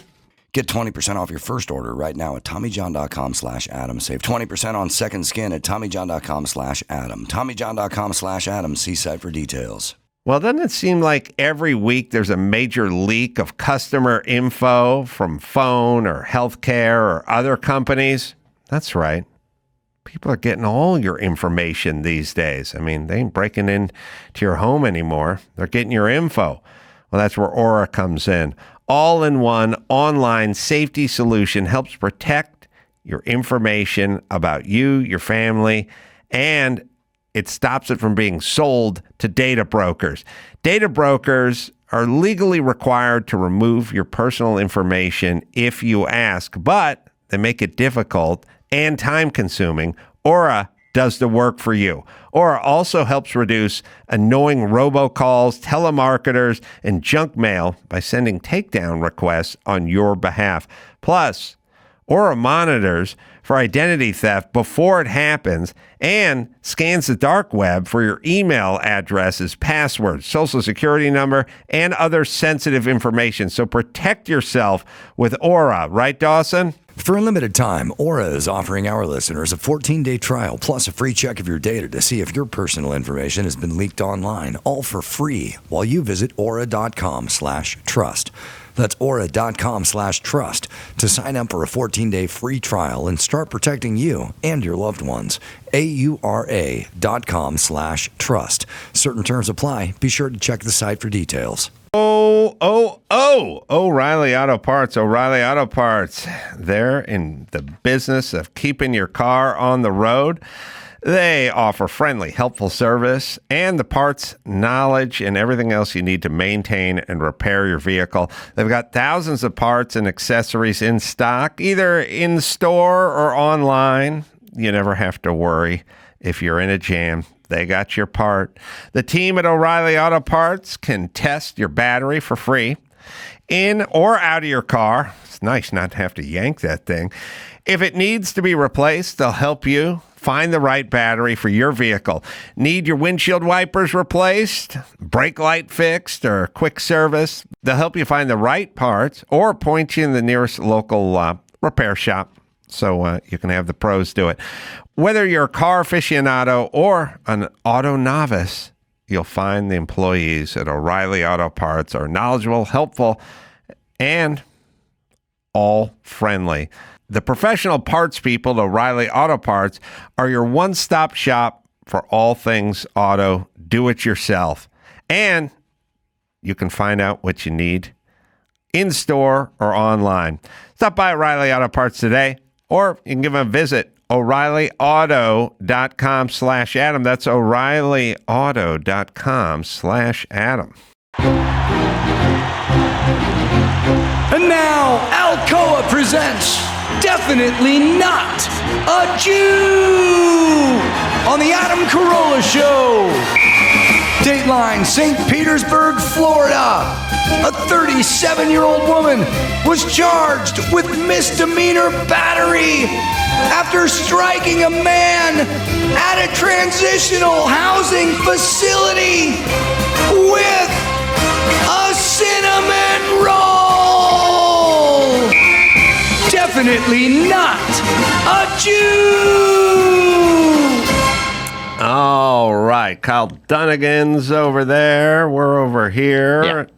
And what's in the news? Well, our good friend Sylvester Stallone is auctioning off the holy grail of watches as part of his $7.5 million collection. It's going to be done through Sotheby's in a couple days, or actually tomorrow as you hear this. So the highlight of the lot is the Patek Philippe Grandmaster Chime, which could fetch between $2.5 and $5 million. So we actually have Sly Stallone here who can explain why he's auctioning off such a big part of his great watch collection. Why are you doing that, Sly? Yeah, the Patek Philippe watch I'm getting rid of because, you know, I've come actually sometimes they talk about liquid cash. You know this, Adam, with your gold, your black card. Yeah. Guys like us. Yeah, we got black cards. Sometimes the liquid cash runs out. You got no money. Mm-hmm. Even though you have money, you don't have the actual money. There's a picture of the watch there. Yeah. And No, so I know. don't have any money. So I got to sell this watch that I love very much. This thing's a fantastic piece of machinery right here, if you take a look at this. And the reason why it's worth $5 million, you might be like, hey, Sly, that's just a watch, right? Yeah. It looks like any other watch, if you look at the thing too long. But the thing that's great about this watch, Adam, is that this watch tells you the time it is. If wherever you put it, if you put it what time it is there, then it's you know what time it is. You know what I'm saying? But were you saying where you are, it tells you what time it is? Yeah, anywhere you are, you can set the watch to that time, and that thing will tell you what time it is there. Fantastic. $5 million. Well, hold on a second. So I just got back from Magoobies in Timonium, Disgusting, yeah. And I had I used Mike August's watch when I went up on stage because I wasn't sure if they had a clock up there. I borrowed his watch, and we set it, for the time difference. Right, yeah. But it wasn't a $5 million watch. But it's still... But it should be. Oh, yeah, so... I'm just saying, I think you can set the watch to what time you want it to be, whatever the watch is. Any watch. Any watch is what I'm saying. Well, let me ask you, let me ask you a question, all right? After your comedy jokes were done, was it still running on time? Yeah. Because my Felipe watch would be still on time. Runs like a clock, my watch. $5 million. Watch runs like a clock. It runs like a clock. My watch. I mean, you could probably set your watch on your watch. Your watch to my watch. Yeah, you can set my watch. You can set your watch to my watch, and you'll watch what happens. It says good time. So okay, $5 million. All right, $5 million. All right. Well, I'll be rooting for you. I mean, is there a date, or is it one of those online auctions that? Is it a hard out, or is it just go on for a week online at Sotheby's? I just know it starts June 5th at Sotheby's. I don't know. Starts June. Well, if it says starts June 5th, it's probably online for a week. Yeah. And Sly, you could help the cause of your watch if you cut a video or something talking about the watch, or a little promo. Oh yeah, like a promo video. Yeah, told people, hey, you win this watch, you come to my house, you can bang one of my daughters, and I'll give you the watch personally. Or whatever. We're just spitballing. No, I'm not saying what to say. Yeah, Sly, famously as Rocky in Rocky 2, you said to Adrian, if you want to have a good time, you got to have a good watch. That's that's right. That's in the movie, right. so I know that this is that's in the movie. Yeah. Okay. Well, there you go. I like how you skipped over that Adam just said he's going to make love to one of my daughters or something disgusting. No, I'm saying offer the people something for getting the watch. Right. Hey, you promised me you won't think of my baby girls when you're playing hand turkey, all right? You promised me that. Hand turkey. You promised me that right now. I know. It's too late, Sly. Sly, I Adam will not. I watched your warrior. I watched the A&E show, and I find your daughters attractive, and it's kind of too late to make that break promise. My heart. Yeah, starting now. Starting now. Starting from this day forward. Yeah. All right, starting now. Okay, starting now. Okay. I heard that the reason you're selling the watches is because, we know you moved to Palm Beach, Florida, but you didn't want to pack your watches moving from LA to Florida. Yeah, I needed money, and I didn't want to pack the watch because, it's hard to pack a watch. You know what I'm saying? Right. It's very difficult to pack a watch. Yeah. It's very odd shape. It's still weird shape. They're odd shape. The kind shape of box? is too weird. Yeah, I feel like you could just put it in a sock and put it in the suitcase. I don't know. Maybe that's just Put in a sock. It's No, a $5 million watch. Yeah, no, you're right. Come on. You're right. No, I'm sorry, Sly. I keep saying dumb stuff. I think you make me nervous. Yeah, you sound dumb sometimes. I mean, seriously. Well, I'm glad we have Sly here because he's an actor, and Rebel Wilson's in the news. talking about actors. She says that gay actors only playing gay roles is total nonsense. And it's also total nonsense that only straight actors can play straight roles. They should be able to intertwine. But, there's always a lot of pushback. It makes sense. She's sounding like she's making sense. That makes sense, That's right? That's interesting. When you hear actors say things that make sense, it always catches me off guard. I know. You know what I mean? Yeah. You should be able to play any role you want, regardless of sexual identity. Yeah. That makes sense. Well, broken watches right twice a day. Speaking of watches, get Sly's watch. It's only $5 million. Okay. Yeah. He's just using the show for a commercial. Dawson, find out about that auction. It must start on that date, and maybe it's live for a week or something. Let's see if it's online or where it is. Do you think he'll get that much? The watch world is a weird world. The cars, they narrow the price down. The estimate is the window is pretty accurate, mostly on cars and auctions. There's no such thing. All right, so you say you got a watch, and the estimate is between 2.5 and 5, right? Yeah. Now, there's no such thing as saying, I got a Lamborghini Miura SV, and the estimate is between 2.5 and 5. Because the estimate is between 2.7 and 3.2, because they narrow window. Yeah. They don't go twice as much. Like, you wouldn't do that with a home. You know what I mean? You wouldn't do that with the home. Whether their home was $1 million, you wouldn't go, it's either $5 million or $10 million. It's kind of bullshit in the watch world. If my watch was in the home, Adam, you see what I'm saying here? Yeah. Then you would do that.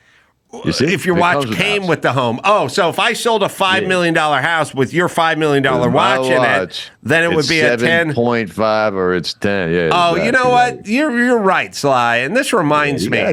I don't like it. Remember, they don't do it anymore. But remember back in the day, they'd go, this restaurant in Manhattan is making a $2,000 martini. And then you go, what is it? And it goes, it's a martini with a diamond in it. And it's like, you can't add shit to something. I couldn't say, I'm selling you a 1974 Chevy Vega, and I want $200,000 for it because there's $200,000 in the glove box. That's not a $200,000 Chevy Vega. That's a That's a car with money in the glove box, and this isn't a $20,000 martini. It's a fucking $9 martini with a diamond sitting in it. That's how I roll. Hey, listen, if you happen to be pleasuring yourselves, you find yourself pleasuring yourself to my daughters once again, will you just promise at the very end you look away? Don't finish like staring at them. Just promise me that, all right? Okay. Thank you. It's honorable. Okay. Yeah, okay. I can agree to that. Be an honorable man. That's all. All right, next story. All right, next story. So there's a woman suing, a woman is suing Madonna. Oh, right now. Did you hear about this? Yeah. For her concert in L.A. So she took an 11-year-old girl to Madonna's concert at the Kia Forum, and she was shocked at what she saw. She thought she was taking her 11-year-old daughter to a pop concert, but she says in the middle of the concert, the women on stage remove their tops and are completely topless. They begin to act out sexual situations, including cunnilingus and digital penetration, amongst other pornographic type situations. This is with absolutely no warning to anyone who's offended by this type of content, especially those who bring a child to the concert. So, and she said that the tickets were expensive, and she thinks that Madonna has lulled fans to buy these tickets purposely and deceptively, and withheld information when it came to marketing the shows. Well, you should know, by now who Madonna is. On the other hand, I could see myself wanting to see Madonna, not really expecting a topless review and, cats of nine tails and stuff. Like, I could see sexy dancing, but I wouldn't, and sort of an androgynous backup dancers and stuff like that. But I'd probably be surprised if people start taking their shirts off and stuff. Like, I thought there was some burlesque laws or something that would say you can't do that, like in this facility. You know what I mean? Like, I don't think you could start. I don't think you could take a stand-up club and turn it into a topless show. I think someone would tell you don't have that license or you can't do that. Now, Natasha Leggero could take her top off. Sly, you know Natasha Leggero? Oh, yeah. Beautiful. Very funny comedian. Yes. Yeah. She's great. Well, I really like her what a would lot. it sound like if you said Natasha Leggero? Same as you said it. Oh. Natasha Leggero. Natasha Leggero. Natasha Leggero. Put this in a sentence. Can we say this? Yeah. I went to Natasha Leggero's party with. Hold on, I'm just long, man. Anna Maria Albrighetti. All right, let me try it here. Okay. This seems like a pretty simple thing to do. I went to a party at Natasha Leggero's house, and I saw Marino Menounos and Ebony's Albrighetti's there, and it was fantastic. Satisfied? Let's see if we can work this out. Is your test over? I went to Maria Menounos' house and saw Natasha Leggero and Anna Maria Albrighetti. Okay, very simple. I went to Menino Menounos' house there, and I saw some two wonderful people, comedian Natasha Leggero and the one of Albarita Albrighetti's, and what a fantastic time we had. Is it? Are we happy with this? That was pretty close. I'm quite happy. Hey, Adam, before you fire off some knuckle children to my little girls, would you, for the love of God, would you please just take a moment to just look up to heaven and say, "My God, please forgive me," just before. Okay. I'll do the cross and everything. Thank you. Before you make snow, do that for me. The auction starts at 6 a.m. Yeah, it's in New York, though. I mean, it starts at 9 a.m. in New York, 6 a.m. on this time. It is a live auction. You can bid from a computer, but it's not an internet. You have to contact people to do the bidding. Yeah, they have a list of they have phone bidders. Yes, there you go. Yeah, quite the People collection. can't wait to pay a ridiculous price for something that's very simple and stupid. Yeah, unbelievable. I love it. Okay. Yeah. So the woman also said that Madonna was really tardy to that show. She's supposed to start at 8:30. She was retarded. And she didn't hit the stage till 10 p.m. She said that she didn't even sing her songs live. They were lip synced, and for many hours, everyone was forced to sit in what felt like a sauna. And this was no accident. Madonna insisted that the AC stay off. And when people in the crowd complained, she said she's not turning it on. And if they didn't like it, they should take their clothes off. Yeah, it's on you for going to see Madonna. Madonna is such an egotist that she pitched a fit. Remember, 10 years ago, she was doing a show in Rio de Janeiro, and she came outside. It was an outdoor amphitheater, and somebody was smoking somewhere, and she walked off stage. It's on you for supporting Madonna, but I do get the part where, I could see if my daughter was 11 and wanted to go to Madonna, and I took her thinking it was going to be Taylor Swifty-esque or something. I would expect a sort of, burlesque version of it, but I don't think I would expect nudity. Right. Also, what is creative about that? You know what I mean? I just don't. I find Madonna and It's just all shock her value in it. sexuality is not creative. Just write a fucking better song, would you? Yeah. All right. I mean, Sly, you've met Madonna a few times, right? Oh, she sucks? Yeah, she sucks. She sucks. Oh, that's good. Yeah. All right, let's see here. So there's this whole thing going on in the WNBA and Caitlyn Clark. Mm-hmm. So she was hip checked by a player from the Chicago Sky, Kennedy Carter, and it went viral over the weekend. Kennedy Carter seems to mouth "you bitch" or something like that right before the hip check. We'll play it here for you. And this is right before they inbounded the ball. So initially it was just called a regular foul, but it has been since reviewed and now marked as a flagrant one. And there's a lot of opinions about this. Now, first off, right after the game, Kennedy did a press conference and they asked her about Caitlyn Clark, and the hip check. Here's what she had to say. Kind of on the play before bumping in with Caitlyn, it seemed like she turned to you a little bit after the fever I score. didn't answer no Caitlyn Clark questions. Did she say anything to you? I don't know what she said. What'd you say to her? I didn't say anything. That's enough. Yeah, so all right. It's getting a little catty. Yeah, good. Getting a little catty. This is how you get views. This is what you do. That's how you get views. I mean, now here is Sunny Hostin on The View. I wonder what side she's going to be on. This was before the incident, but this is her talking about Caitlyn Clark and the WNBA. You know, I've been a basketball fan since I can remember. I played basketball with my dad in Harlem when I was 5 years old. So I remember loving the game, and the game not necessarily loving women back, right? At all. At all. And so if Caitlyn Clark is the vehicle that will bring this sport that I have loved so much and so long to little 5-year-old girls playing in Harlem, I say yes, bravo. Yeah. I do think that there is a thing called pretty privilege. There is a thing called white privilege. There is a thing called tall privilege. And we have to acknowledge that. And so part of it is about race, because if you think about the Brittany Griners of the world, you know, why did she have to go to play in Russia? Because they wouldn't pay her. Because they wouldn't pay her. Because they wouldn't pay. Not because she was black, but because they didn't believe in the WNBA. This is part of my point. Yeah. Now, you know, Caitlyn Clark is bringing this money, these sponsorships, we hope, into the league, and other players will benefit from it. But I do think that she is more relatable to more people because she's white, because she's attractive. So, first off, imagine if Sunny Hostin wasn't attractive. Would anyone want to hear what the fuck that 10-cent head has to say? Number one, she doesn't say anything. Right.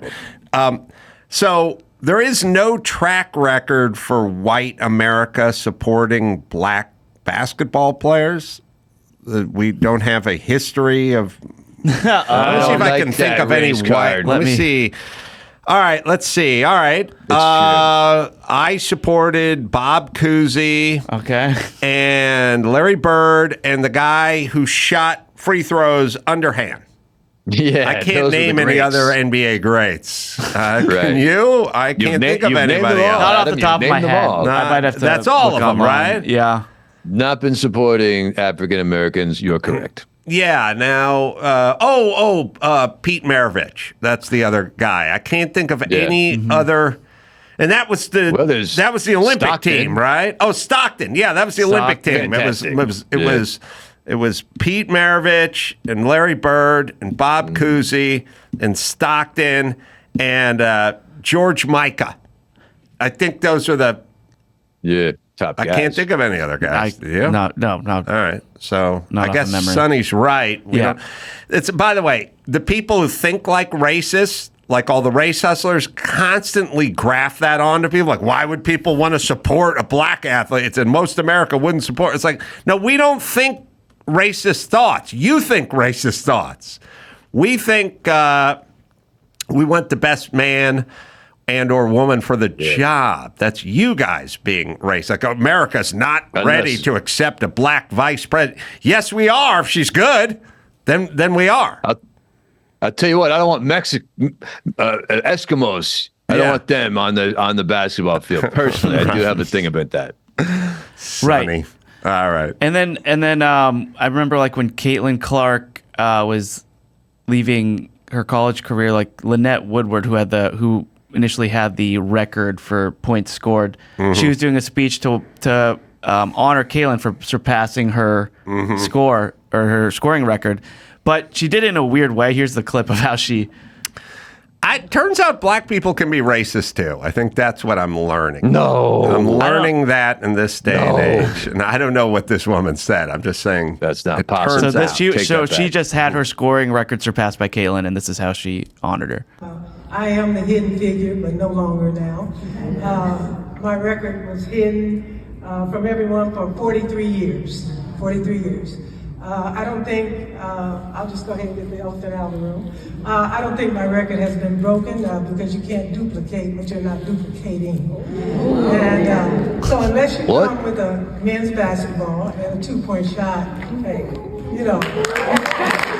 Right. So people are like, oh, so you're undercutting her because they invented the 3-point line. They use a slightly smaller ball. And so they're just saying like, oh, the WNBA is getting petty about Caitlyn Clark joining, but everyone's arguing, well, a lot more eyeballs are going to the WNBA because of her. Yes. And they're getting more sponsorships, and they're actually getting more ticket sales and views. And Charles Barkley had something to say about all of this. I love this guy. You women out there, y'all petty, man. Hey, LeBron, you're 100% right on these girls hating on Caitlyn Clark. Y'all petty girls. I expect men to be petty because we're the most insecure group in the world. Oh, you are. Y'all should be thanking that girl for getting y'all ass private charters, all the money and visibility she bringing to the WNBA. Don't be petty like dudes. Listen, what she's accomplished, give her flowers. Stop being petty, all you women out there. She got y'all ass charters. She bringing all y'all this money to the table, but y'all being petty like dudes.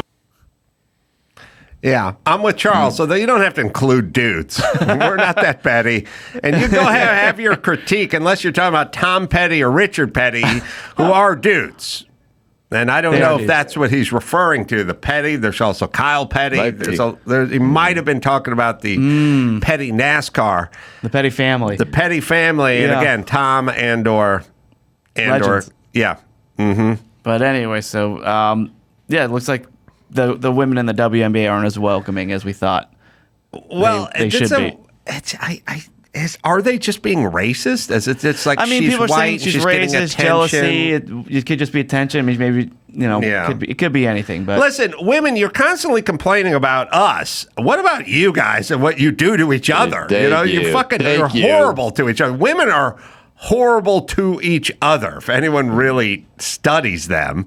Like the Yentas and Congress screaming the other week and stuff. Like, it's not us. It's baby you. girl. You guys baby girl. You're doing it to yourselves.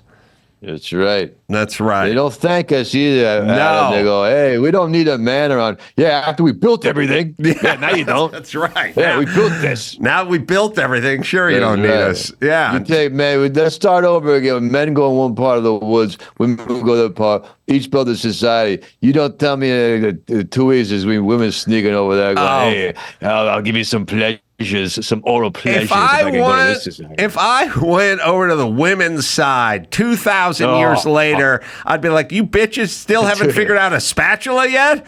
2,000 years. The toilets ain't going to work. We'd have space shuttles and suspension bridges and smartphones. Yeah. Right. They'd be syncing up their menses, their menstruation cycles sync up. They'll be chatty and fighting like that View terrible show that we just saw.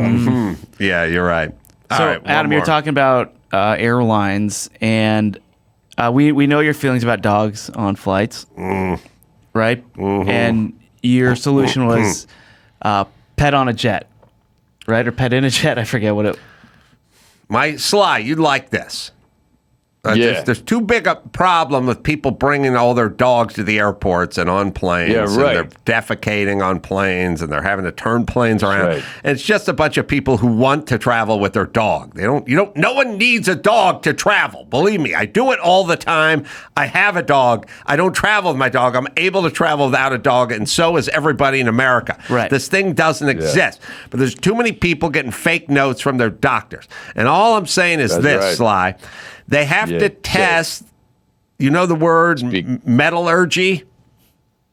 The metal detector test, yes. No, metallurgy. No, okay. Tell us what that means. You have the word. I know what it means. You know the word metallurgy? Yeah, tell the audience, though. So okay, you know. Can you say metallurgy?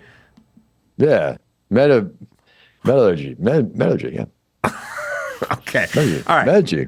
They have I'm saying it. Oh, yeah, they have to test the impellers and the propellers of the jet engines. So if there's a goose strike, a bird strike, they won't all break up. If there's a goose in there, you got to get it out of there. That's right. And that's the metallurgy you're talking about. No, the metallurgy is the science of testing the metal to see if it can withstand a bird strike, you know. And you know how they test it?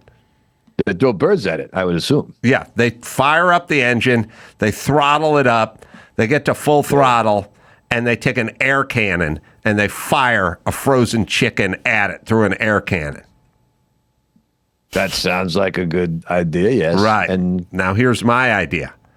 Yeah. We're going to go around the airports and we're going to find people that have a fake note from their doctor to bring their stupid lap dogs with them. Put them in the air cannon. I see where you're going with this. Now, and then we're going to put it on all the TV sets that show CNN and all the monitors and every monitor in the airport, every computer, all the flight, arrivals and departures, every CNN, and we're just going to put it on there, and I'm going to narrate, and we're going to fire that dog into a spooled up Rolls-Royce engine.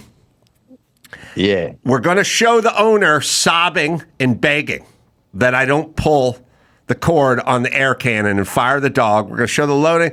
We're going to fire it. You're going to see pink mist come out of the back of the spooled up 777 Rolls-Royce engine. And then I'm going to look in the lens and I'm going to say, any fucking questions? Anyone want to bring their dog to this fucking airport? Because you might get through, or they might end up this way. You can even do like 1 in 100. It would scare people enough. That's what I'm saying. We wouldn't have to do it to all dogs. Second I did one, kill them all. Next day, no one would show up with their fucking dogs. All of a sudden, people magically could fly without their dogs. That would stop it. And why is your shit dog so much nobler than a chicken? You know what I mean? Chickens are smart. People like chickens. Smaller poops. Yeah, no, I'm saying, why should we sacrifice a chicken for the impeller? I thought you were saying, why can't we have a chicken on a plate? I thought that's what you said. I am. Well, I'm saying both, really. But what's so noble about your Shih Tzu? I got a chicken. You know what I mean? We should fire dolphins in there. We got to make sure that the plane works. If anything, those dolphins, they jump out of the sea very high. I don't think you've seen that. This is the opposite of Noah's Ark. I guess you Ark. could suck up a dolphin if you're full throttle. You could suck up a dolphin. Let's see if it works. Oh, I'd love the look on women's faces if I fired a dolphin into that thing. I'll tell you, when you don't want to bring a dolphin on a flight. Oh, People man. really look at you You strange. think women didn't like me before that CNN op-ed. Wait till I fire a dolphin. Dolphin cannon. They're not going to like that. Find a clip, Dawson or something. Byron. I don't know where Byron. Is Byron there? Yeah, find a clip of what they do. They have an air cannon. They spool it up. And I think they fire frozen chickens, although I don't know why it's frozen. Because Well, if you could do a frozen chicken, it could do a non-frozen one. I know, but you'd think for the simulation, it would just be a thawed chicken that was fired from a cannon. Right. Yeah, make it You know what I'm accurate. saying? Yeah, make it accurate. All right. Speaking of accurate, the Sly Watch. Get it online, $5 million. And the again, people who brought you pet in a jet. the only watch where you could change Dolphin the in a time cannon. to where you are. Right. Anywhere you are, just change it, spin the little spool, and there you are. That's nice. So if you're in Magic. Europe, it could be 7 or 8 hours difference. Who knows? Right. Change your watch. Right. You got your watch, right? But then you come. But if you're on the East Coast, it would be 3 hours later. Something like that. Yeah. He all right. hasn't figured that part out yet. Okay. There's this new company called Bark that charters. It's meant for you to fly with your dog. All right, so they just did their inaugural flight from New York to Van Nuys. Tickets cost $6,000 for one dog and its owner, but they call it the White Paw Experience. It's meant mainly for the dogs, where humans come in second. They have puppuccinos, they have doggy champagne, which is chicken broth on the flight. The dogs can walk around and interact with each other. It holds about 15 people per flight, and it's just roomy. It's meant for people Here's what I don't get about fly with their dogs. dogs. Here's what I don't get about dogs on a flight. Byron, you find that clip somewhere? That's got to be easy to find, right? It's just right there. Yeah, I never know because I don't. Sometimes it's on the screen, but doesn't he just Google that in and it just comes up? That's what we're working on.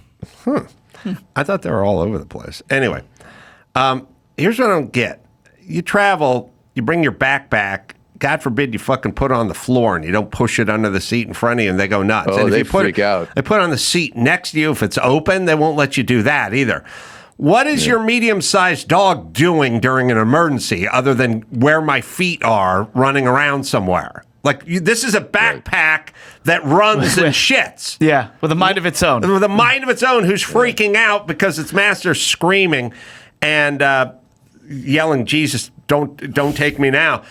Why is that safe? Why is your dog sitting at your feet safe, but my backpack is some sort of it's hindrance to safety on this plane? I don't get it. Question. Yes, I completely agree. Well, flights are only from New York and LA and London, but they're going to be adding more destinations. It's a good spot to find a sugar mama. You might want to get. Oh, yeah. What I'm saying is this is a Rob Schneider movie. You're a poor guy. You got your last $6,000. You borrow your roommate's dog, and you go on this flight because you're dealing with women who are fucking rich, and it's all divorce money. Because you're not a dog guy. Their old man's not paying for that. And Rob learns to love the person's dog. Right. Well, the plane crashes on a deserted island. I'm trying to get a second act for you. Okay, go ahead. Yes, you tell us. Well, I'm just thinking, you need some kind of. I know how to write scripts, of course. And you need some sort of an inciting incident there. And I think it'd be nice they're in the plane with the dogs and have a nice time. He's flirting with the ladies. Rob Schneider, very, very great actor, very funny man. And these ladies, they don't like him. They're like, "Who's this guy?" And he's like, "This is going down the tubes." Then the plane starts, having troubles there. Maybe even Rob makes it crash. Anyway, they're now stranded, and they need Rob. And they need his penis, ultimately. That's as far as I got. All right, that's not bad. All right, we can't find any footage of the cannon in the thing. Stand by. Oh, you did? Right. All right. Well, I mean, with this airline, no crates, no TSA checkpoints or screening. I mean, it could be a good deal if you're just trying to get somewhere quick. I think there's going to be rich divorced women, because if you're married, your husband doesn't want to pay for that nonsense. This is widows who are rich, and divorcees that are rich. And all you have to do is get on that flight, because they'll assume you're rich or you couldn't get on that flight, and that you love dogs. Bring some treats. Because you gotta get their dog to like you first before the woman will even talk to you. Well, you bring on your dead dog, and you go, "My dog died." Oh, I'll get the sympathy. During the flight, the sympathy there. That's a good move. All right, Kyle, I guess we're done. We don't have a picture. Because you can't find a chicken going into If you go on your computer and you just Google in that, Oh, is it just God. gonna pop up? This already looks awful. Yeah. Okay, here we go. Oh, God. Yes. Oh. What you saw was a chicken being thrown inside an aircraft engine. Wow. Well, that didn't work at all. That didn't make me feel Well, better. that's why they got to test them. Should have thawed the chicken. Yeah. I mean, it looks like they could never fix that problem. Right. No, it works when it works. Huh. Why are we shooting missiles at other planes? We should just shoot chickens We at shoot them. chickens at them. It's way cheaper. All right.